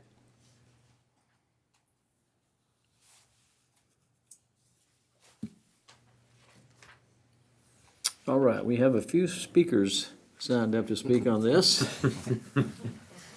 So let's open the public hearing, and let's hear from the applicant first. Greg, you representing the applicant? Yes, sir. Good afternoon, I'm Greg Richards. I'm an attorney here in Kerrville. I've practiced here for 27 years, and I represent Mr. Jay Parker, who's sitting back here. Some of you may know Jay from Bernie. He has developed Tapatio Springs, and he's also developed a quarry down in San Antonio. And he has this property under contract to purchase it and is the one requesting the zoning change. The Kerrville Housing Study, which was undertaken as part of the 2050 Comprehensive Plan, represents the most recent research, findings, analysis, and strategies for improvements related to the housing market in Kerrville. Over the last decade, Kerrville has added 1,100 net new jobs and almost 1,700 net new residents. And this does not include the anticipated future growth with new jobs from companies like KMM, as well as the State Hospital and Peterson Health, just to name a few. Currently, the State Hospital has 378 open positions as of this morning, and has stated that the lack of available housing, especially for entry-level employees, is a significant issue. Peterson Health has about 120 open positions as of this morning, and has stated that lack of available housing is preventing them from being able to hire. Conventional apartments, as part of the recent comprehensive housing study, were at 96% occupancy. In a survey of 6 of the larger apartment complexes conducted by my office this morning, River Hills Apartments has 88 units and no availability. Rio Verde Apartments has 80 units and no availability. The Landing has 120 units and no availability. Country Club Apartments have 62 units and no availability. LDUF Enterprises has approximately 400 units and no availability. Currently, there is only one active permit to construct an apartment complex that will add 43 units. The housing study identified in 2019 a demand for at least 1,300 rental units. That demand has likely increased since then. There are significant challenges and barriers to providing housing, and two of those key ones are land cost and availability, which is especially complicated in Kerrville given the topography, as well as infrastructure and land development cost.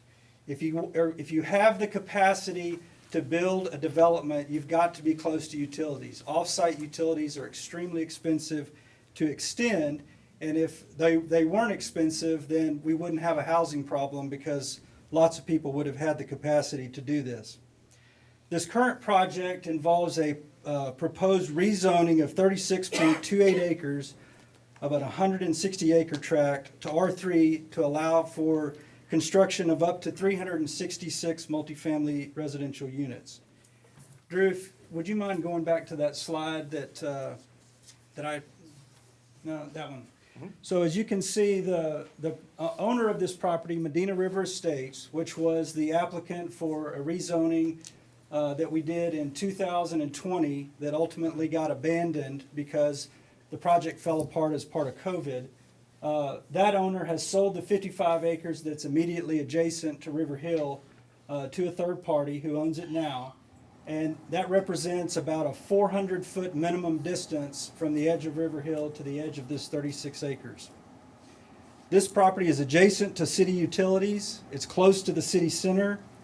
It proposes no connection into any of the stub outs into the River Hill neighborhood.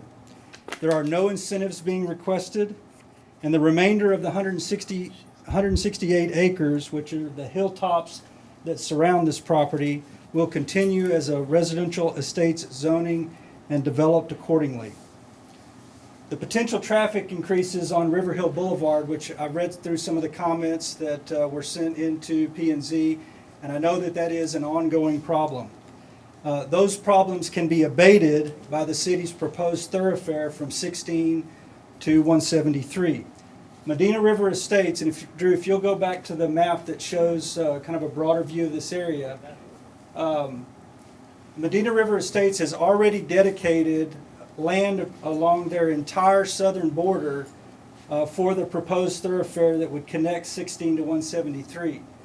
And the fact that you have before you today annexation and zoning, which portends future potential development of this property, puts City Council in a position to be able to gather the rest of that land to create a connector from 173 to 16 that would not involve going through River Hill.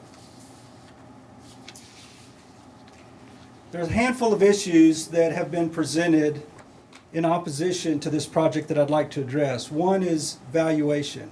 And there is some general concern that putting an apartment complex at this location will somehow operate to devalue the homes in River Hill. And I would point you specifically to the High Ridge subdivision, which from my take has very expensive homes in it, and it is immediately adjacent to the River Hill apartments. They share a property line. And I have seen no data to support that that apartment complex neighboring that subdivision has had any negative effect on the values of those homes. This project will have its own defined entrances, and it is materially separated from the River Hill community, over 400 feet. River Hill is a defined community. You know when you enter it and you know when you exit it. There's been also some concerns about the traffic. There is an existing turn lane that was developed as part of access to this property.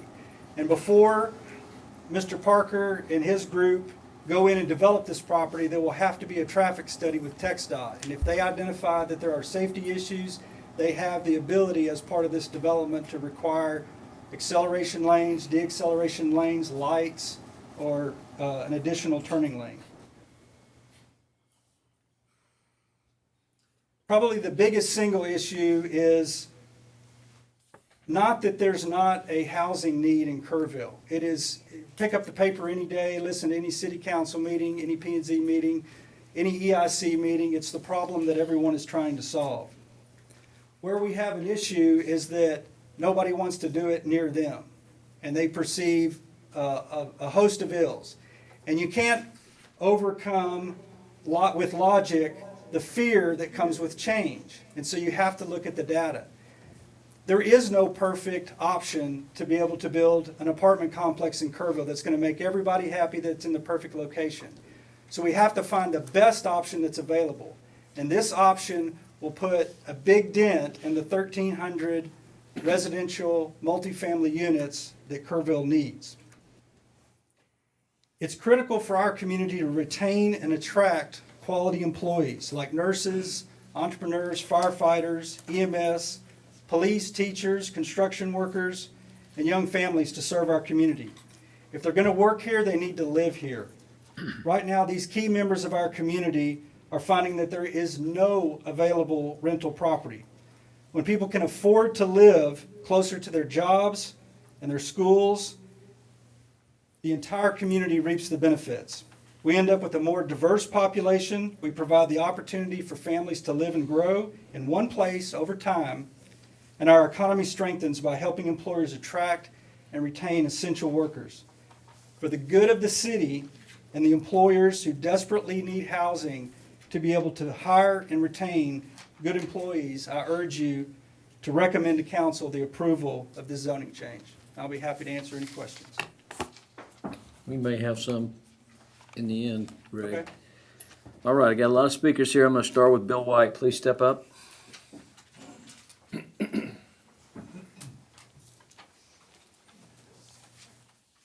Bill, over here.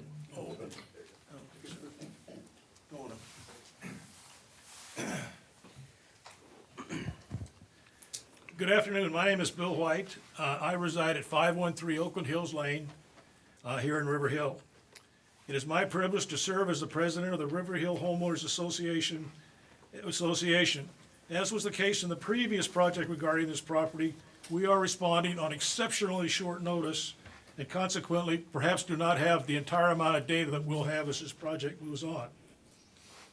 To begin with, I'd like to give a very short overview.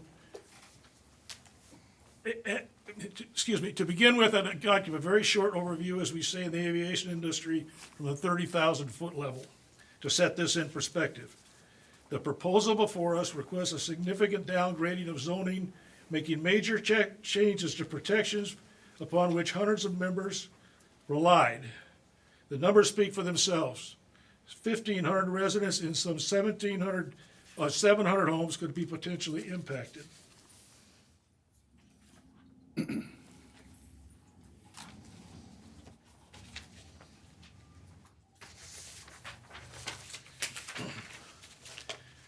I think now I'd like to address the issue of resident expectations when all these people bought in River Hill. The vast majority of our residents made substantial investments and purchased their homes based on a legitimate expectation that their property would be protected by the restrictions in place. In this case, the view, specifically the view and tranquility enjoyed by 60 homes that adjoin the open area and paid a heavy premium for these locations, will only see it ruined by an apartment complex in their view. Overall, one of the major selling points of locating in the Hill Country is, quote, its openness and natural beauty. This is highlighted in the numerous sections of the 2050 plan, which we will reference further. A development of this only denigrates that area. Equally as important is safety. As a result of major increases in the already overburdened River Hill Boulevard, traffic has growing and is a major concern to the point of it's impacting the quality of life. Some of the issues that have been brought up in terms of justification for this we'd like to address also. The property referred as a buffer zone is currently owned by a separate family who, as you will hear shortly, are opposed to who are vehemently opposed to this proposal. They are under no legal obligation to retain it for the purpose other than their personal union, beyond their personal use. Thus, any sort of relief in this area for an extended period of time is purely conjecture. Should the ownership change, there is no guarantee as to what the subsequent owner would choose to do with this property. In other words, he could sell it, and we're right back here with rezoning into lower level zoning. There are currently some 60 homes in the adjacent area who paid this premium price. To enjoy the tranquility and ambience the location provides. They will potentially lose this and no doubt incur an immediate devaluation of their property. We had specific instances the last time with Vintage Heights of several people arbitrarily selling their houses because of the impact that Vintage Heights would have had on them in that area. And lastly, this will have a residual effect on homes in that area, many of which are some of the finest homes in Kerrville. While the remaining 132 acres of the tract would remain quote-unquote RE, injecting the R3 housing in the center of that whole area in there would in effect nullify any further development or consideration of estate-type housing, which has been alluded to. And then finally, there's the elephant in the room, which has already been brought up. In one word, traffic. For years, the increasing volume of residential traffic on this street has been an issue. To date, it has not been addressed other than to add 3 controversial roundabouts that slow flow, although do nothing to impede the through traffic. It has gotten to the point now where we now have reports of greatly increased outsider traffic utilizing Spring Mill Road and creating further hazard. The situation continues to deteriorate. The addition of the junior high school at Tybee has added tremendous volume to River Hill Boulevard. The new subdivision that's underway right across from 16 is going to throw another 300 cars and another 350 people into this mix.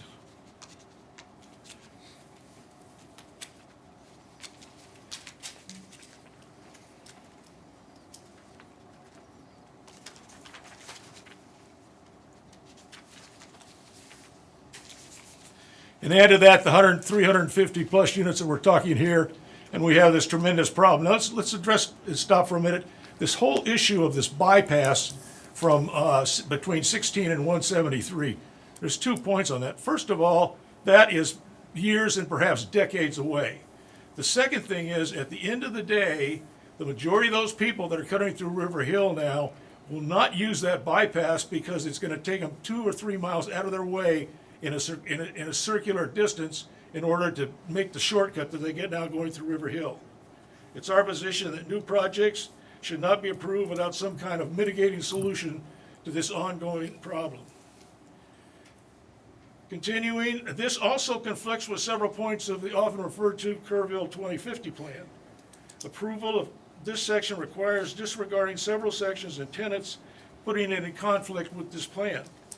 For example, and to be specific, land use, page 32. The preservation of these natural areas is a high priority. Guiding principle H2, page 129, maintain the quality and value of existing neighborhoods. Guiding principle H5, P130, continue to leverage Kerrville as a great place to live for retirement living. And if these neighborhoods, which have for so long been protected by zoning, are arbitrarily changed for lower level housing like this, that whole image is going to suffer severely. And finally, distinctive neighborhoods, page 135, the rolling, and this is a quote from the actual plan, the rolling landscapes of the Texas Hill Country is one of the most distinctive features, and even shows a picture, I think, of some River Hill property that maybe that we're talking about. Just as importantly, I think it's important to note this. Several maps identify areas in this plan for the growth, for the various levels of growth within the community. None of these include the area in question. Specifically, the Strategic Catalyst Growth Plan, which is figure 5 on page 49, the preferred growth plan scenario, figure 6, page 51, the preferred land use, figure 9, page 53, and the strategic catalyst area, figures 8 to 18, pages 54 through 60.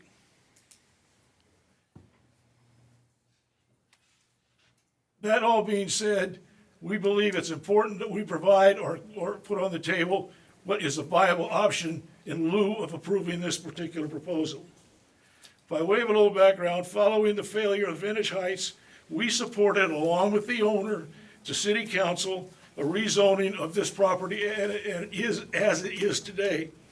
As a compromise, as part of this whole exercise, the current zoning was approved with a specific area provided and designated for any future development, specifically the 50 acres on the back end of the property, which has already been displayed. Its location was selected to forestall any further infringement on River Hill. It was our expectation at that time that the issue was amicably settled once and for all. However, regrettably, we are back here again. Mr. White, could you please finish, because we have more speakers to speak, and you've been speaking for a pretty good while. I will. In summary, it is our contention that the major thing that needs to be considered here is how this impacts the people in River Hill. And to void everything that we have paid for, lived for, and expected simply does not flow with the context of what we think is protecting our current citizens. Thank you. Thank you, Mr. White. Brady Lemon?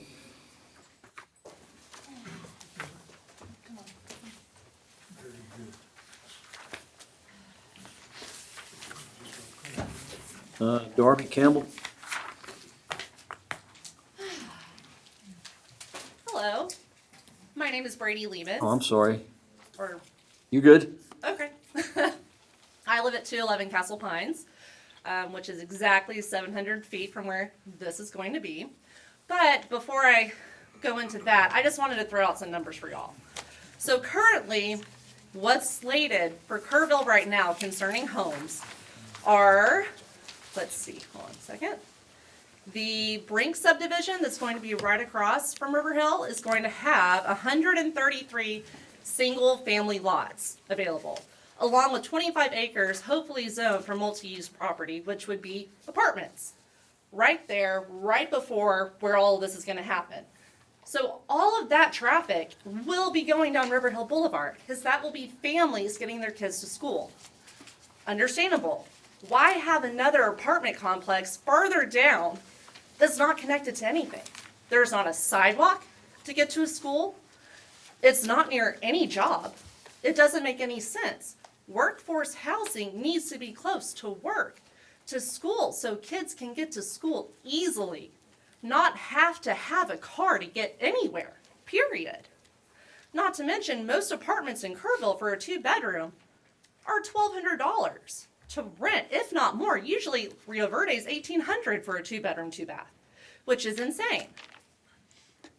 Let's see, there's also on Holdsworth Drive, 43 single-family lots, and Home Place Phase 2 is 45 single-family lots. Hunter Hill is going to have 12 more. And then right next to Hal Peterson is the Lennar plan going in that's going to have 145 workforce housing, with the top dollar being $220,000 for a 3-bedroom, 3-bath home. This is happening. That is 400 plus lots that are coming to Kerrville right now. Nurses don't want to live in an apartment with their family. EMT guys don't want to live in an apartment with their family. You don't attract good workers by an apartment complex. You attract them by a neighborhood and a home and a place to buy and grow. That's not an apartment. Lennar Homes is in the perfect position. It's by schools. Kids can walk to school. It's by the Olympic pool. And then you have the traffic. I don't know how much more River Hill Boulevard can take. I will not walk my daughter down that street. I will not do it. We are actually buying somewhere else because it's so bad currently. I do not understand how this benefits Kerrville. It doesn't. We've already been down this road. All this is doing is for the owner, who I don't think did his due diligence looking at Kerrville regulations on subdivisions. He didn't realize how expensive it is to do a subdivision in Kerr County. He is getting himself out of a hole, and this is his way of doing it. That's all I have to say. Thank you. Brady? Brady Lehman here? That was me. Oh, I'm sorry. Darby Campbell, my bad. Good evening. My name is Darby Campbell. My husband and I own the 55 acres that is between River Hill and the proposed area of the apartment complex. First thing, our land is being referred to as a buffer zone, and I just want to make really clear that we are not a buffer zone. No one really has the right to designate our land as a buffer zone. The majority of our land, if you can see on the map, is in the interior, and so most of our land doesn't front on Highway 16. It's been mentioned that River Hill in this apartment complex is just about less than 700 feet away. So it definitely is going to impact River Hill greatly. So to say that there's a buffer zone, which is our land, that it's okay, I think that's extremely misleading to everyone in River Hill. Highway 16, as most of us know, is extremely dangerous. When we purchased our property, we looked at putting an entrance on 16 and quickly decided we are definitely not going to enter that way. People are going 70 or 60, 70, who knows, miles an hour, uphill turn on a single lane highway. There is a very small turn lane, which I'm assuming the complex would use. It can hold maybe 3, maybe 4 cars, and so that is a huge safety concern. Definitely not sufficient for a 366 unit apartment complex, which could house well over 1,000 people. Also, there would be potentially double or triple that amount of people, since there's still a remaining 132 acres to be developed. Is there going to be future zoning requests? We're not sure. As Bill mentioned, River Hill's been fighting these zoning requests just time after time, and we'd love to preserve the neighborhood of River Hill. And I forgot to mention, I do live in the neighborhood of River Hill. I live in High Ridge, and to rebut the point about High Ridge that was mentioned earlier, is we access High Ridge from a completely different highway than the River Hill apartments. So I don't think that was a valid point to compare River Hill to apartment locations. So the highway back to 16 will have to be expanded. Speed limits will have to be reduced. This obviously has an impact on those who live across the highway and those who live past the area as well. The property has previously been rezoned for a reason, like we discussed, and it should stay that way, in my opinion. It's not an ideal location for apartments. Like was previously mentioned, there's no sidewalks, there's no restaurants, there's just nothing nearby. And as someone who's been a Kerrville resident most of my life, it's considered out of town for apartments. When you compare it to other apartment complexes, this is considered out of town for that type of living. So, again, traffic on River Hill Boulevard, we've all heard this, but that's because it's so incredibly important. It's obviously going to increase if this is truly workforce housing. We all know the school issue. And there's no sidewalks on River Hill, so people are starting to not even walk on River Hill Boulevard. It's just extremely dangerous. So these roads were not made to handle this amount of traffic. And then the 200-acre Brinks crossing that's already been mentioned, the traffic increase that will occur through River Hill Boulevard. That is happening, so to add double that, potentially triple that, and maybe more in the future, that is a huge concern because people are not going to go several miles down the road on 16 to cut over. So, also, I do have friends that are in the workforce, and they will tell me all day long, teachers, and they'll just say, hey, I don't want to live in an apartment. I want a house. This is my dream. I know that's been mentioned, but I did want to reiterate that on my points. People leave apartments in the city to come to the beautiful hill country to live in a home. That's why people come to this area. It is absolutely beautiful. And people are not coming here to live in apartments. They will if they're forced to, but sounds like Kerrville's doing a great job of getting these housing lots prepared. And this is my opinion. These apartments, it's not a want or a need for Kerrville. So for these reasons, I oppose the zoning change, and I hope you will consider keeping the zoning as is, and there is ample opportunity with the current zoning. Thank you.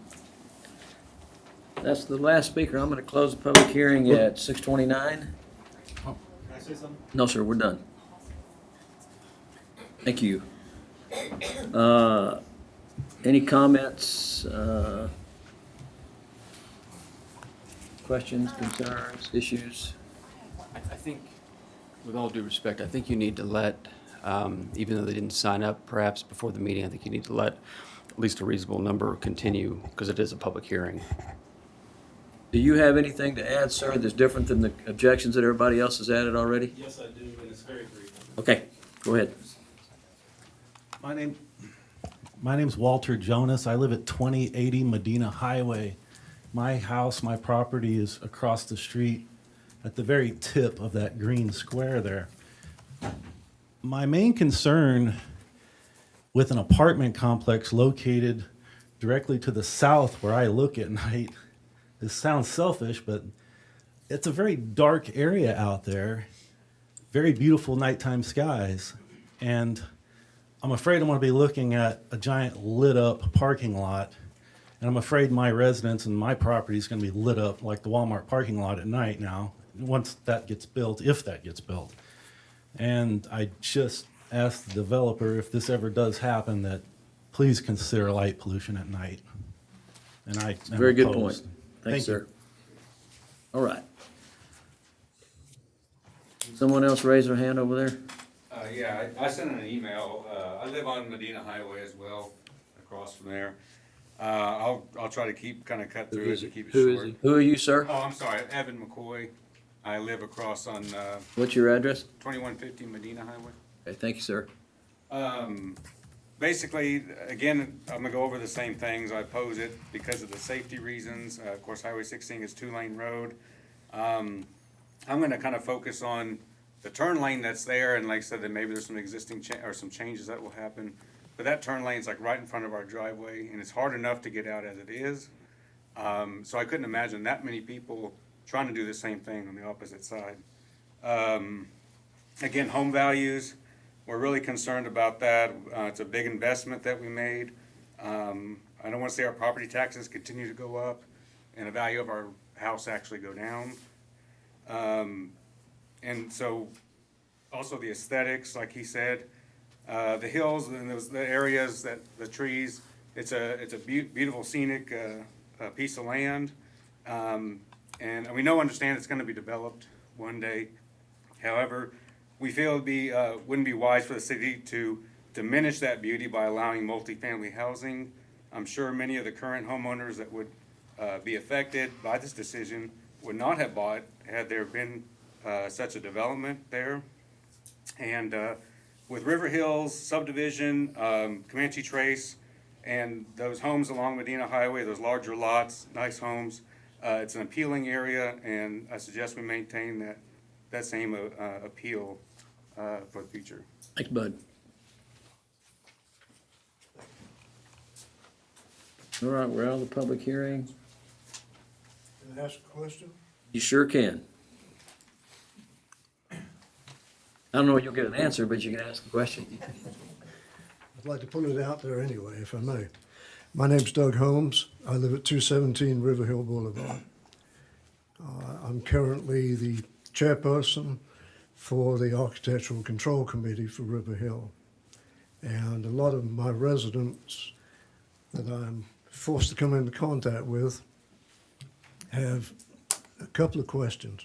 One is why this area that's being asked for rezoning has to be located where it is, and why can it not be moved further south and further away from River Hill?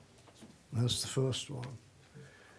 The second one is, after the last rezoning effort, the 55 acres at the, I think it's the southwest corner of the remaining 168 acres, why that area is not the first area to be considered for future development without having to inject this 30-plus acres as a new entity. I'll leave those questions there for either you gentlemen or for the developer to answer. But I think they're not unreasonable questions, and I think we do an answer before this is allowed to proceed. Thank you. Can I say one more thing? It'll be real quick, I promise. No, ma'am, I think you've had plenty of time to speak. We've gotten all of the opposition and we know what everyone thinks. We could keep going, letting everyone speak. Commissioners, do you have any comments? I don't know the answers to the questions, sir. I think they're good questions. I don't know why that particular property was picked. I mean, I heard Greg when he spoke that this lends itself, it's got the utilities, it's got the topography, it's located close to town, and that's why they see it. Enough questions to have the commission reconsider an approval of this request at this time. Could we get some time to get those answers before a decision is made on Well, this we can request? have that discussion, I guess, with some guidance from Mike Hayes. I'll touch on a couple key points Go first. ahead. The discussion of traffic on 16, again, it is TxDOT highway. Any development does require a traffic impact analysis. As you heard, the applicant is aware of that. They'll go through that process. If whatever that impact of the traffic is, the development will be required to make those improvements. If that's widening the road, or traffic lights, deceleration, acceleration lanes, whatever that the traffic engineers determine is the impact. So that will be part of the development requirement. And again, the comment about the future arterial, this portion along the very south edge of this property has been dedicated for a portion of that right-of-way. And the next case is this section here for annexation. The thoroughfare plan does require, when this property is developed, a connection from 16 to 173 be a part of that development. And that developer is aware of that and is making plans for that in their master planning efforts. So if that project does come to fruition, obviously that's a lot closer than it was before Right. that property came up. So as far as the relief on traffic for River Hill Boulevard, that has been part of the thoroughfare plan for a number of years for that same purpose.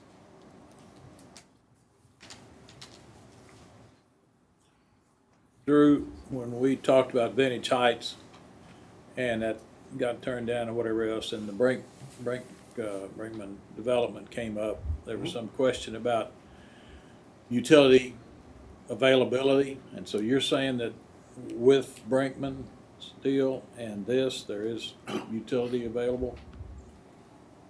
The utility discussion, the last time that study was done, between the Brinks Crossing and the full development of Vintage Heights as it was proposed at that time, there is capacity. There are infrastructure issues between them. So there are some of the pipes that, for lack of a better term, kind of pinch down what those wastewater flows would be. Whenever the development reaches that level of necessity, those developers will have to go in and make those improvements as well to the city infrastructure. Well, I don't recall it being an either or, but there were some questions about Right. at the time, right? And again, through their development process, once they get past zoning, Public Works may require a study for the wastewater capacity to be done. And the entire 136 acres is owned by, I'm talking about the 168 acre tract. Is that under the same ownership? Yeah, everything would be under the same ownership, so Mr. Parker's under contract to buy the whole thing. And I think that there may have been a little bit of uncertainty that I heard in some of the comments.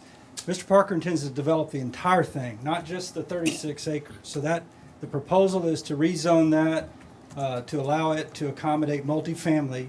And I think I can answer the gentleman's question is, why that location? It's the lowest, most buildable location for that type of product. It's the closest to the city utilities, which makes it affordable to construct. The rest of the 168 acres are intended to be developed into 5-acre high-end lots all along the hilltops.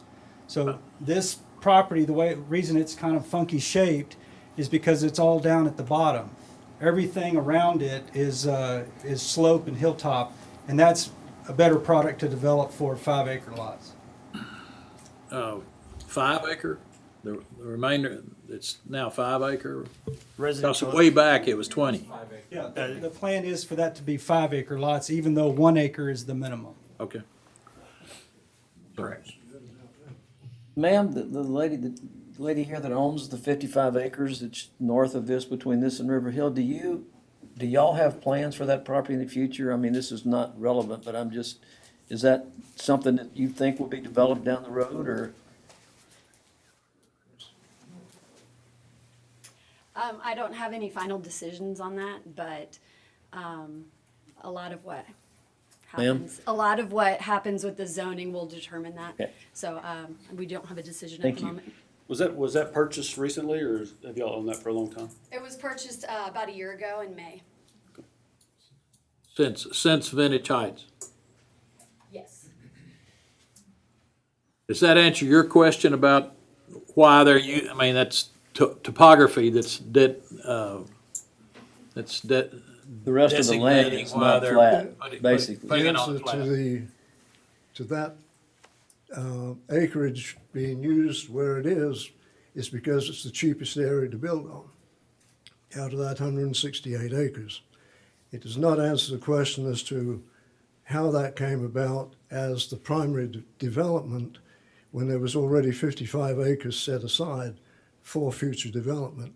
And we feel that they're doing a bit of a bait and switch on us. So no, it doesn't answer the question. I want to take exception to that. The 55 acres, if what he's referring to is the portion that Medina River Estates sold to the folks that own it now, that was not part of any deal. It was not part of any agreement with the city. That was a negotiated purchase. And I was part of the Vintage Heights original rezoning, and then its subsequent zoning again after the development fell apart. It was rezoned to an R2 with a very specific set of limitations. When the developer, D.R. Horton, pulled out of the project and said, we're not coming to Kerrville, lumber prices have shot up, we cannot build this project and make any money at it, there was an agreement reached between the landowner, Medina River Estates, and the city to undo and basically take us back to the position that we were in beforehand, except that previously it was zoned R1, and the developer agreed, well, we'll just put it at RE until we figure out what we're going to do with it.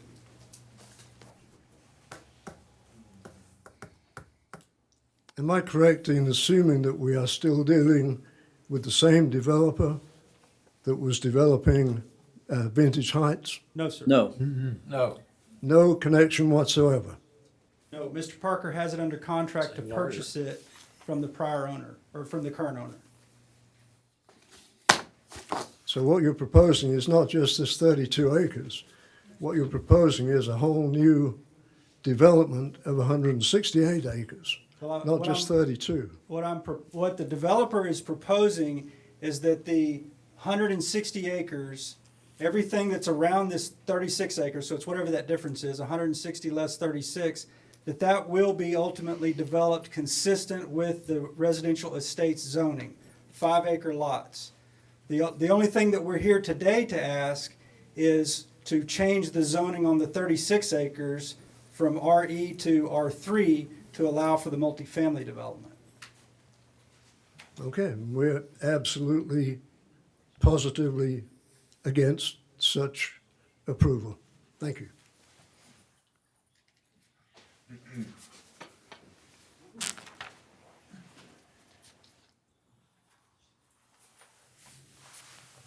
It was quiet in here.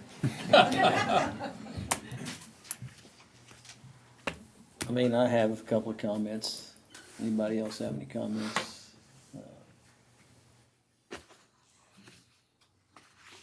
I mean, listen, I live in Comanche Trace. I live on the back, I live right adjacent to the Ninehofer Ranch. I know exactly what can happen when undeveloped land comes for development. I knew it when I bought the house.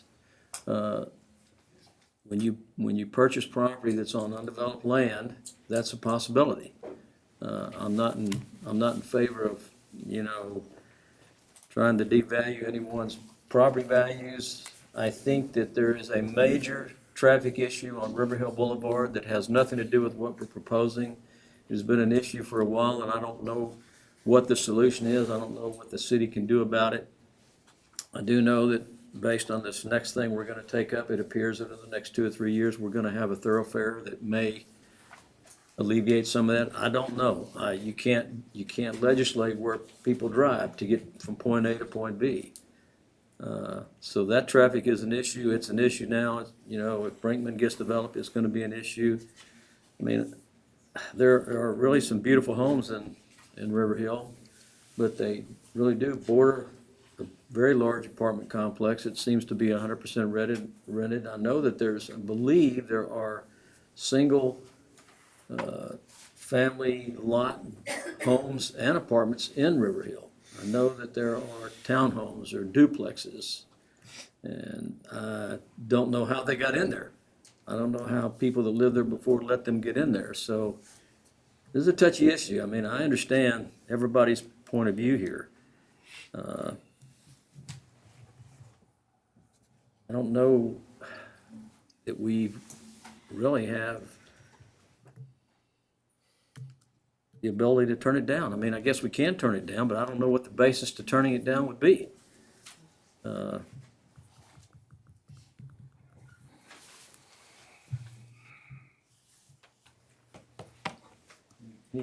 Looking at Mike. Well, not really. You all are charged with considering this, having a public hearing, which you've done, and then making a recommendation on the application. So that's what you need to do now. And it can be a recommendation as to what they're proposing, or it can be something else.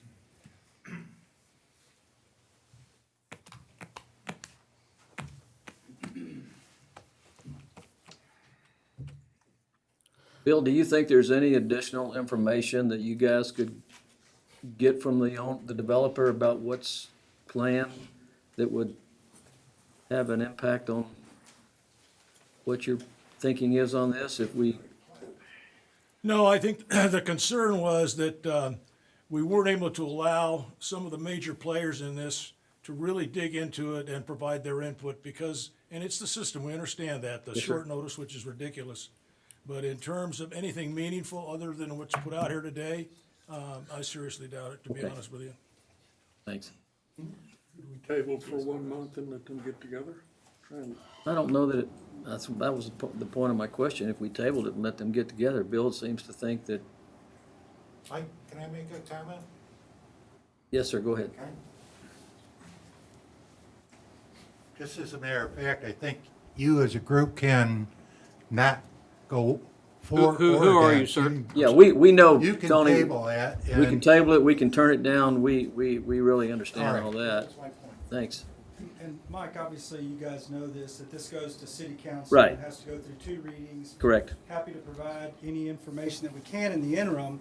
But right now, there's not a lot of information. I mean, there is the conceptual plan to develop 36 acres into multifamily, but we're several steps before we get to the place where we're site planning and looking at access and turn lanes and utility construction. That all comes much further Oh, down the road. absolutely. I mean, this is the first step in a long process because there has to be a traffic study, there has to be safety issues on 16.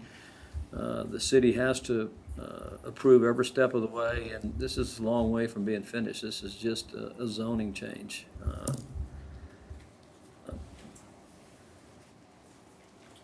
To reiterate Mr. Richards' point, typically with the zone change, we don't have the preliminary plat prepared Right, yet. I understand And that. the engineering studies that would go into that.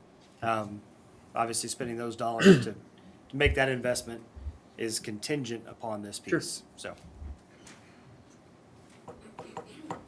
All right, I'll tell you what, let's call a motion. Do I have a motion on the zoning change from RE to R3 at 2601 Medina Highway? Motion to approve. We have a motion to approve.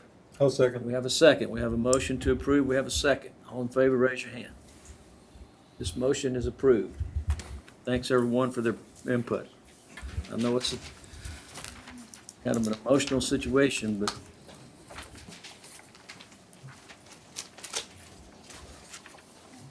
Let's move on to our last item on the agenda.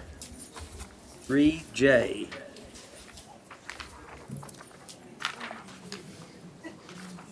Let everybody leave. Clear the house.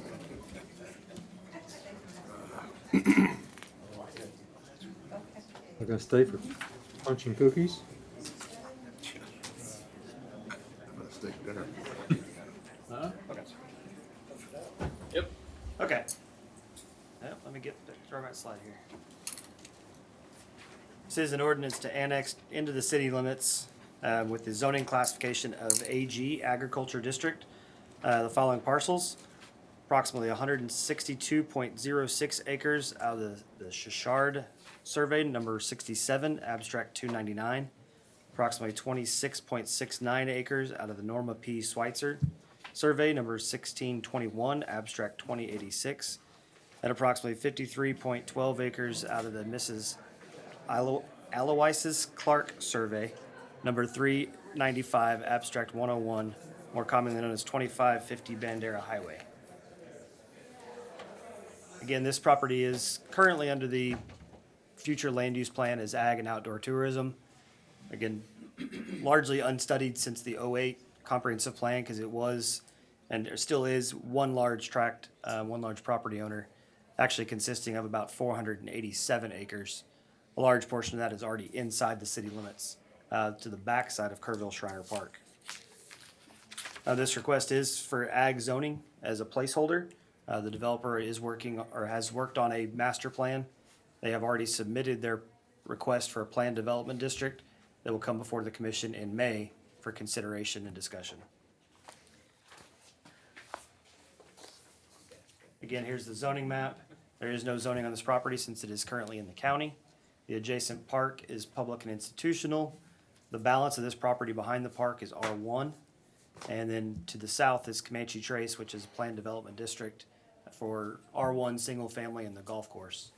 And then the subsequent phases following beyond that. This property in its entirety goes from Highway 16 to Highway 173. The portion for consideration today, you see highlighted in green there, does not reach Highway 16 because that portion is already inside the city limits. Now, the request is consistent with the Kerrville 2050 comprehensive plan. Regarding the thoroughfare plan, again, those two highways and the access points, TxDOT will require those traffic impact analysis through their process, and any impact from these future developments will be mitigated through that process. Parking would be subject to the planned development district and their proposal there. Again, the request is consistent. Staff does recommend approval, and I'd be pleased to answer any questions before or after the public hearing. Do have a couple of speakers signed up to speak, but before we get into the public hearing, if you're looking at the map, the land that's inside the green line is the subject of annexation, but the balance of the land to the left that goes out to 2771, which is that light cream color, is already in the city, and it is the same owner. Yes, that is So the correct. same owner this will be approximately 480 something acres, Drew? That's correct. And that will be one owner. He's just trying to bring the rest of the property into the city. So, I'm gonna open the, Go back to that one just a second. Oh, excuse me. this is, Yeah, I see. He owns all of it, okay. this right here, all of it's in green he owns. And this So let me go back to this is that. already in the city. All right, yeah. We'll go back to that larger map, where I've got them all highlighted. But- This property is for consideration today. Okay, This property is owned by the same owner and is already inside the city limits. Which will be part of the planned development. That is correct. So next month, both of these shapes here will be part of that planned development district request. but the remainder of his property will not be. No, Go back, that go is back to the light green, the land. That's all of his, this is not him up here, this is him down here. I got it. Yeah, so all Put the of this. lamp, put the lime green color back up. I'm sorry to be. No, you're fine. Okay. Here we go. Go back one to the lime One green. more. Whoa. How much does the present property owner of the property that we are considering today own of the black line to the black line? Let me switch maps. He owns that? Yep. And he owns this? Yes. Who owns This property, Yeah. and this is actually 3 separate parcels inside that green line. And then he owns that? And he owns these. Okay, got it. These 3 or 4 parcels Okay. are a separate owner. All the land around it already. Okay, sorry, need to be asking him then. No, you're fine. No, I'm fine. Any other questions before the public hearing? All right, I'm gonna open the public hearing at 6:55. I do have 2 people signed up to speak. Is the ownership representation here tonight? Yes.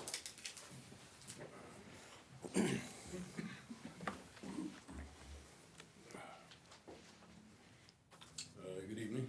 My name is Nick Bashkaroff. I'm the Development Director for Trickle Root Development. My 2 partners, Zachary Godfrey and Anthony Falden, are with me as well. We have the property under contract. The head of our engineering team is here as well, Mr. Tom Carter with Pape Dawson. So you have introductions around. We appreciate the opportunity to be here. We've worked with staff a long time to get to this point.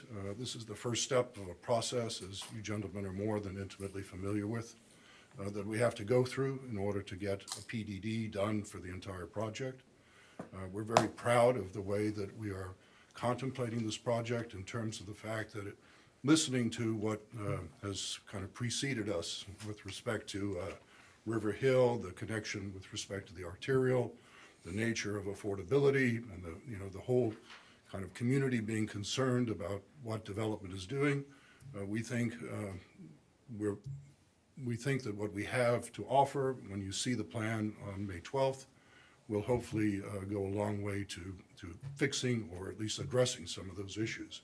It's about affordability. It's not about large-scale lots. There will be some estate lots, but there will be a series of neighborhoods that we are planning for this project that will address workforce housing, will address starter homes, will address people that are living in the community that want to downsize, as well as people moving to the community that want opportunities to be part of the community. So again, this is the first step we have to do in order to be able to present the PDD on the next step.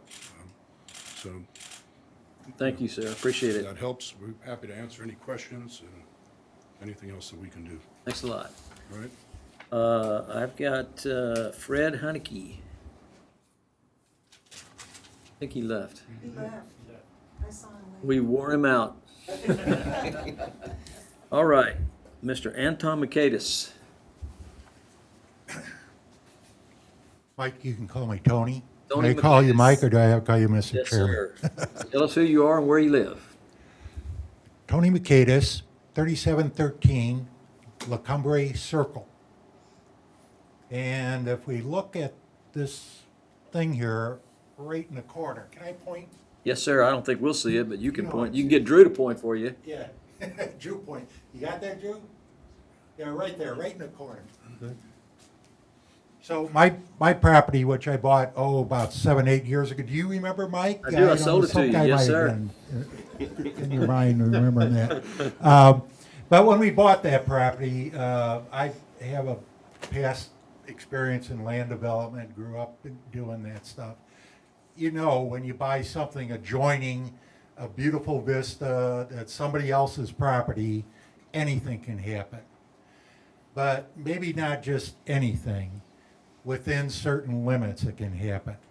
And so that's why I'm recommending to my neighbors that we take this first step and let this go and be annexed to the city of Kerrville. Because my experience is the city of Kerrville is going to have more stringent rules. No They're question. going to be tighter on any development. If it's county, unincorporated county, and I don't know exactly the designation for that, you could do almost anything. And one of my fears was, like my wife said to me, what's the worst thing that can happen? I said, well, the worst thing that can happen is they put in a 4-lane highway, cutting right through the middle of it, and then they start building industrial. You start having industrial on each side, and the county will, county's gonna be more lenient on that. County has They're no not say. gonna have any plans, and saying, well, this is this. So nobody, with all due respect, nobody wants to see this development that lives, in our Comanche Trace area. But we'd like to see it developed in a way that's compatible. And like, they're gone now, but, the people from River Hill, they're mainly upset like we were. We heard about this a little over a week ago. We had no idea who's involved or what. And I'm sitting there on my my patio looking, I've got 600 feet, adjoining this. I'm looking out there and I'm seeing this truck running around. And that's what I used to do, the pre-survey. And it was really good to find out when the trucks were going by. I looked in there and it was Pape Dawson. And I said, well, look them up. They're a great engineering firm. I mean, they're top notch. I mean, I don't know who gets, it's not like the local guys in town doing this. But Wilbur left. but Pape Dawson, they can answer this. They could just be on the front end. They could just be doing that. What do they do? Surveys. They'll do the layout, some ideas of design for the layout, but the building and everything, that's going to be the developer. So they're mainly doing the planning part of it. But like the guys in River Hill, we had no notice. We don't know what's going on. Have no idea. If I didn't have my binoculars until tonight, I wouldn't have known that Pape Dawson's involved. On my side, I would usually let everybody who could be in opposition know. Here's who's involved and here's why. Here's what we're doing. Right now, Richard, who owns the property, Robert, I'm nervous by talking about Robert. He and I talk a lot. We talked over the fence about 4 weeks ago, and he was kind of, well, there might be. So one of the things going on with this, what Robert said, and I'd like to get an answer to, is we talked about what the whole development might be, but there was a lot of talk about unbuildable area. I know that on my lot of 3 acres, only 3/4 were buildable. That's why it was a 3-acre lot. In Comanche Trace, there had been 4 lots there probably if it was all buildable. And one of the reasons is you have dry Hollow Creek flows through there. Now, currently, Robert dammed up the creek at a few spots there. When it becomes part of the city, I'm going to ask him to take a look at that. But that creek will flow. And I had to have a setback from that creek about 170 feet. And so I'm expecting that when we do the engineering on this, that we're going to respect that creek. And the setback that I had to live with as part of the city of Kerrville, I expect when it becomes annexed that those things are going to apply. So all I could say is I'm recommending that the annexation go through for the reasons I said. But is that the end of the fight? No, it's probably just the beginning if anybody has any really objections to it. So this is just the first step. And it's rather the devil than not. And I'd rather have the city be involved in this and just unincorporated. So let's take that first step as my recommendation.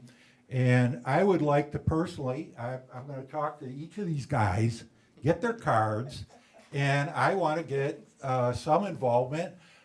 Our neighbors all communicate. As you know, we're meeting together in 2 weeks, the whole street.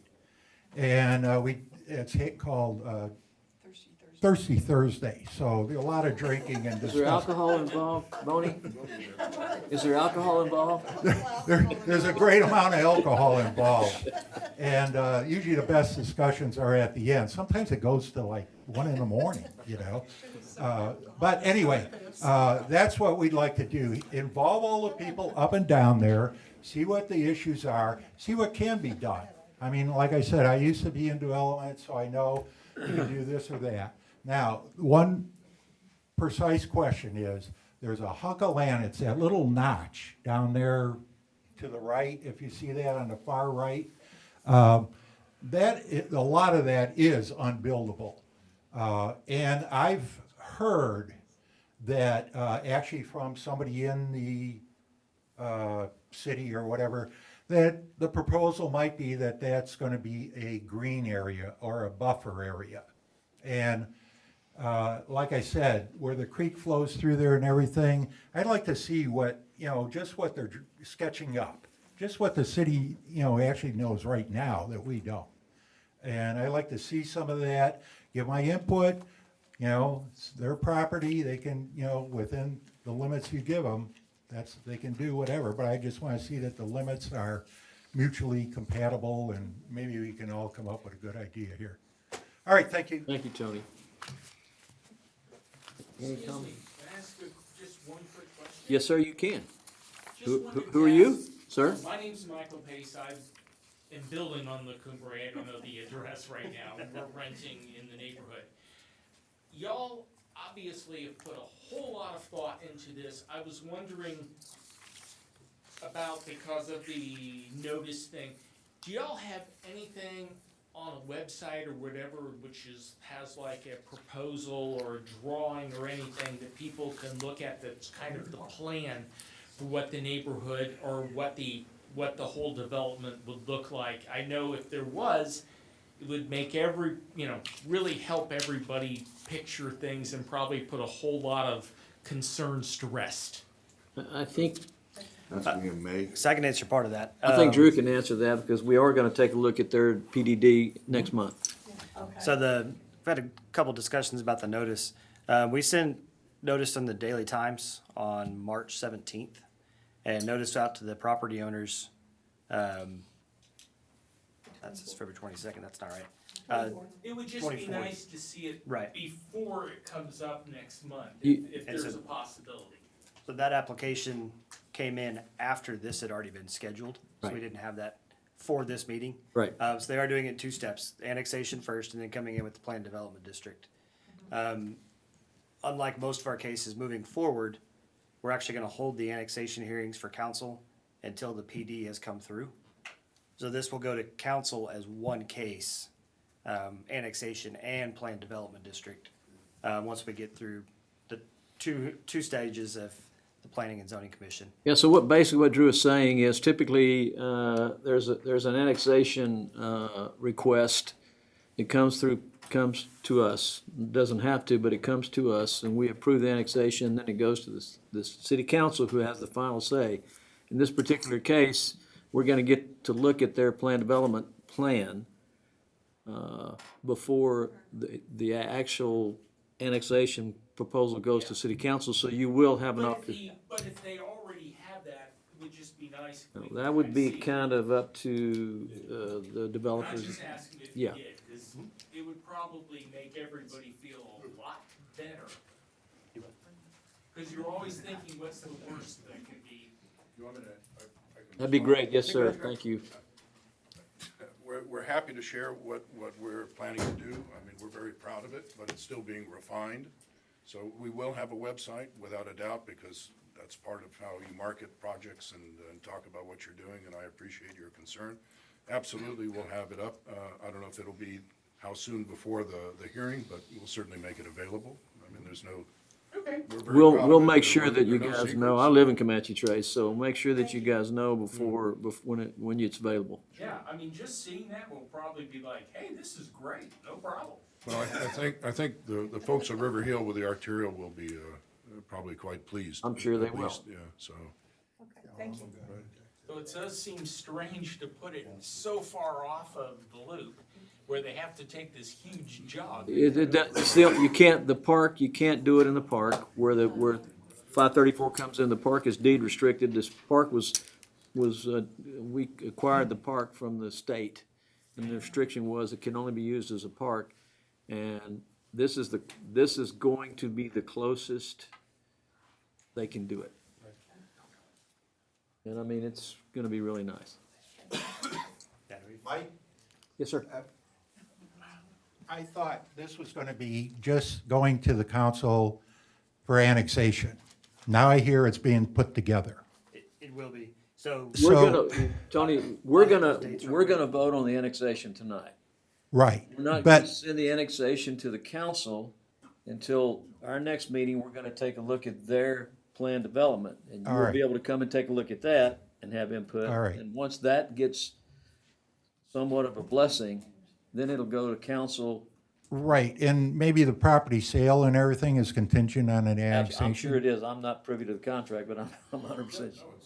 Of course. You can't force Mr. Keeble to annex the property. Right. The present owner is taking it through the annexation. Right, so the requester of the annexation is Mr. Keeble? Or? Yes, Keeble. So he can have it annexed? No, he can't. He can't? He can if he chooses to do so, but he doesn't choose to do so because if the PDD doesn't go through. Right. Right, okay, so it's a contingent sale, and that's why we're Which is doing for it. us is a good thing. All right, the other thing, as long as the subject came up, is the roadway coming through. And that roadway, last I saw, and that was when we were doing the great plan, that was gonna be a bypass that was going to be for, truck bypass, and also for, dangerous cargoes and stuff like that, and zoning for It's gonna be whatever. a thoroughfare. Just a thoroughfare. And, all right, but the other thing is, you brought up, and, you know, I'm looking at it, and everybody says at River Hill, and I say the same thing. Taking that big jog to get it around there, that's a good thing for us, probably nobody's gonna do it. They're gonna still do River Hill. If it were put through up near where, 534 ends, just jog it over and go through the park. No, just not that going through the sliver. park. I know you say it can't be done, but geez. You can't. You know, Can't. no, they can't. It can't, and that's, There's deeds. Is anybody alive who signed that deed? that's really not germane to this case. 'cause that's- Yeah, it's not germane, so shut up and go away. But that won't go away, and we'll just wait for the next round here. But that road getting jogged all over there, it just takes it from River Hill, puts it in Comanche Trace. You know, what's the difference? Put it through the park, and don't tell me it can't be done. Don't tell me that. And, you know, that there's one sacred piece of ground in the whole United States that you can't do something like that. It's not going through the park, Tony. I can tell you flat out, it's not going through the park. Well- There's no reason to put it through the park. There's a good reason That's to a put it through beautiful the park. park. You don't want to put a thoroughfare through the middle of the city park. It was a state. Well, no, put it on the edge of the city park. Anybody else want to say anything before we close the public hearing? Okay, we're closing the public hearing at 7:12. Any comments or anything? You got my motion. We have a motion to approve the annexation and the ag zoning as a holding place. Have a second. All in favor, raise your hand. Motion passes. And just to reiterate the dates, maybe, there we go. So tonight's cases will go to May 24th and June 14th. However, with the Planned Development District coming May 12th, the annexation and the Planned Development District will go to June 14th and June 28th. That's also my staff report. Your next meeting is May 12th, not May 5th. May the 12th. So it's the second Thursday of the month. And I want to give a huge thank you to Mr. Jones for his service. We do have an appointment on the next council agenda. So this will be his last meeting with us, so You didn't run that by us. neither did council. Culture is leaving the county. But he has served his 6+ Yes, years. he has. He's been And was valuable. willing to serve after his term had expired to make sure we had bodies and seats, so. No big question thank about you, it. We're Mr. gonna have a Jones. party. Thirsty Thursday, it sounds like. Thursday, yeah. If there isn't anything else, then we're gonna adjourn at 7:13.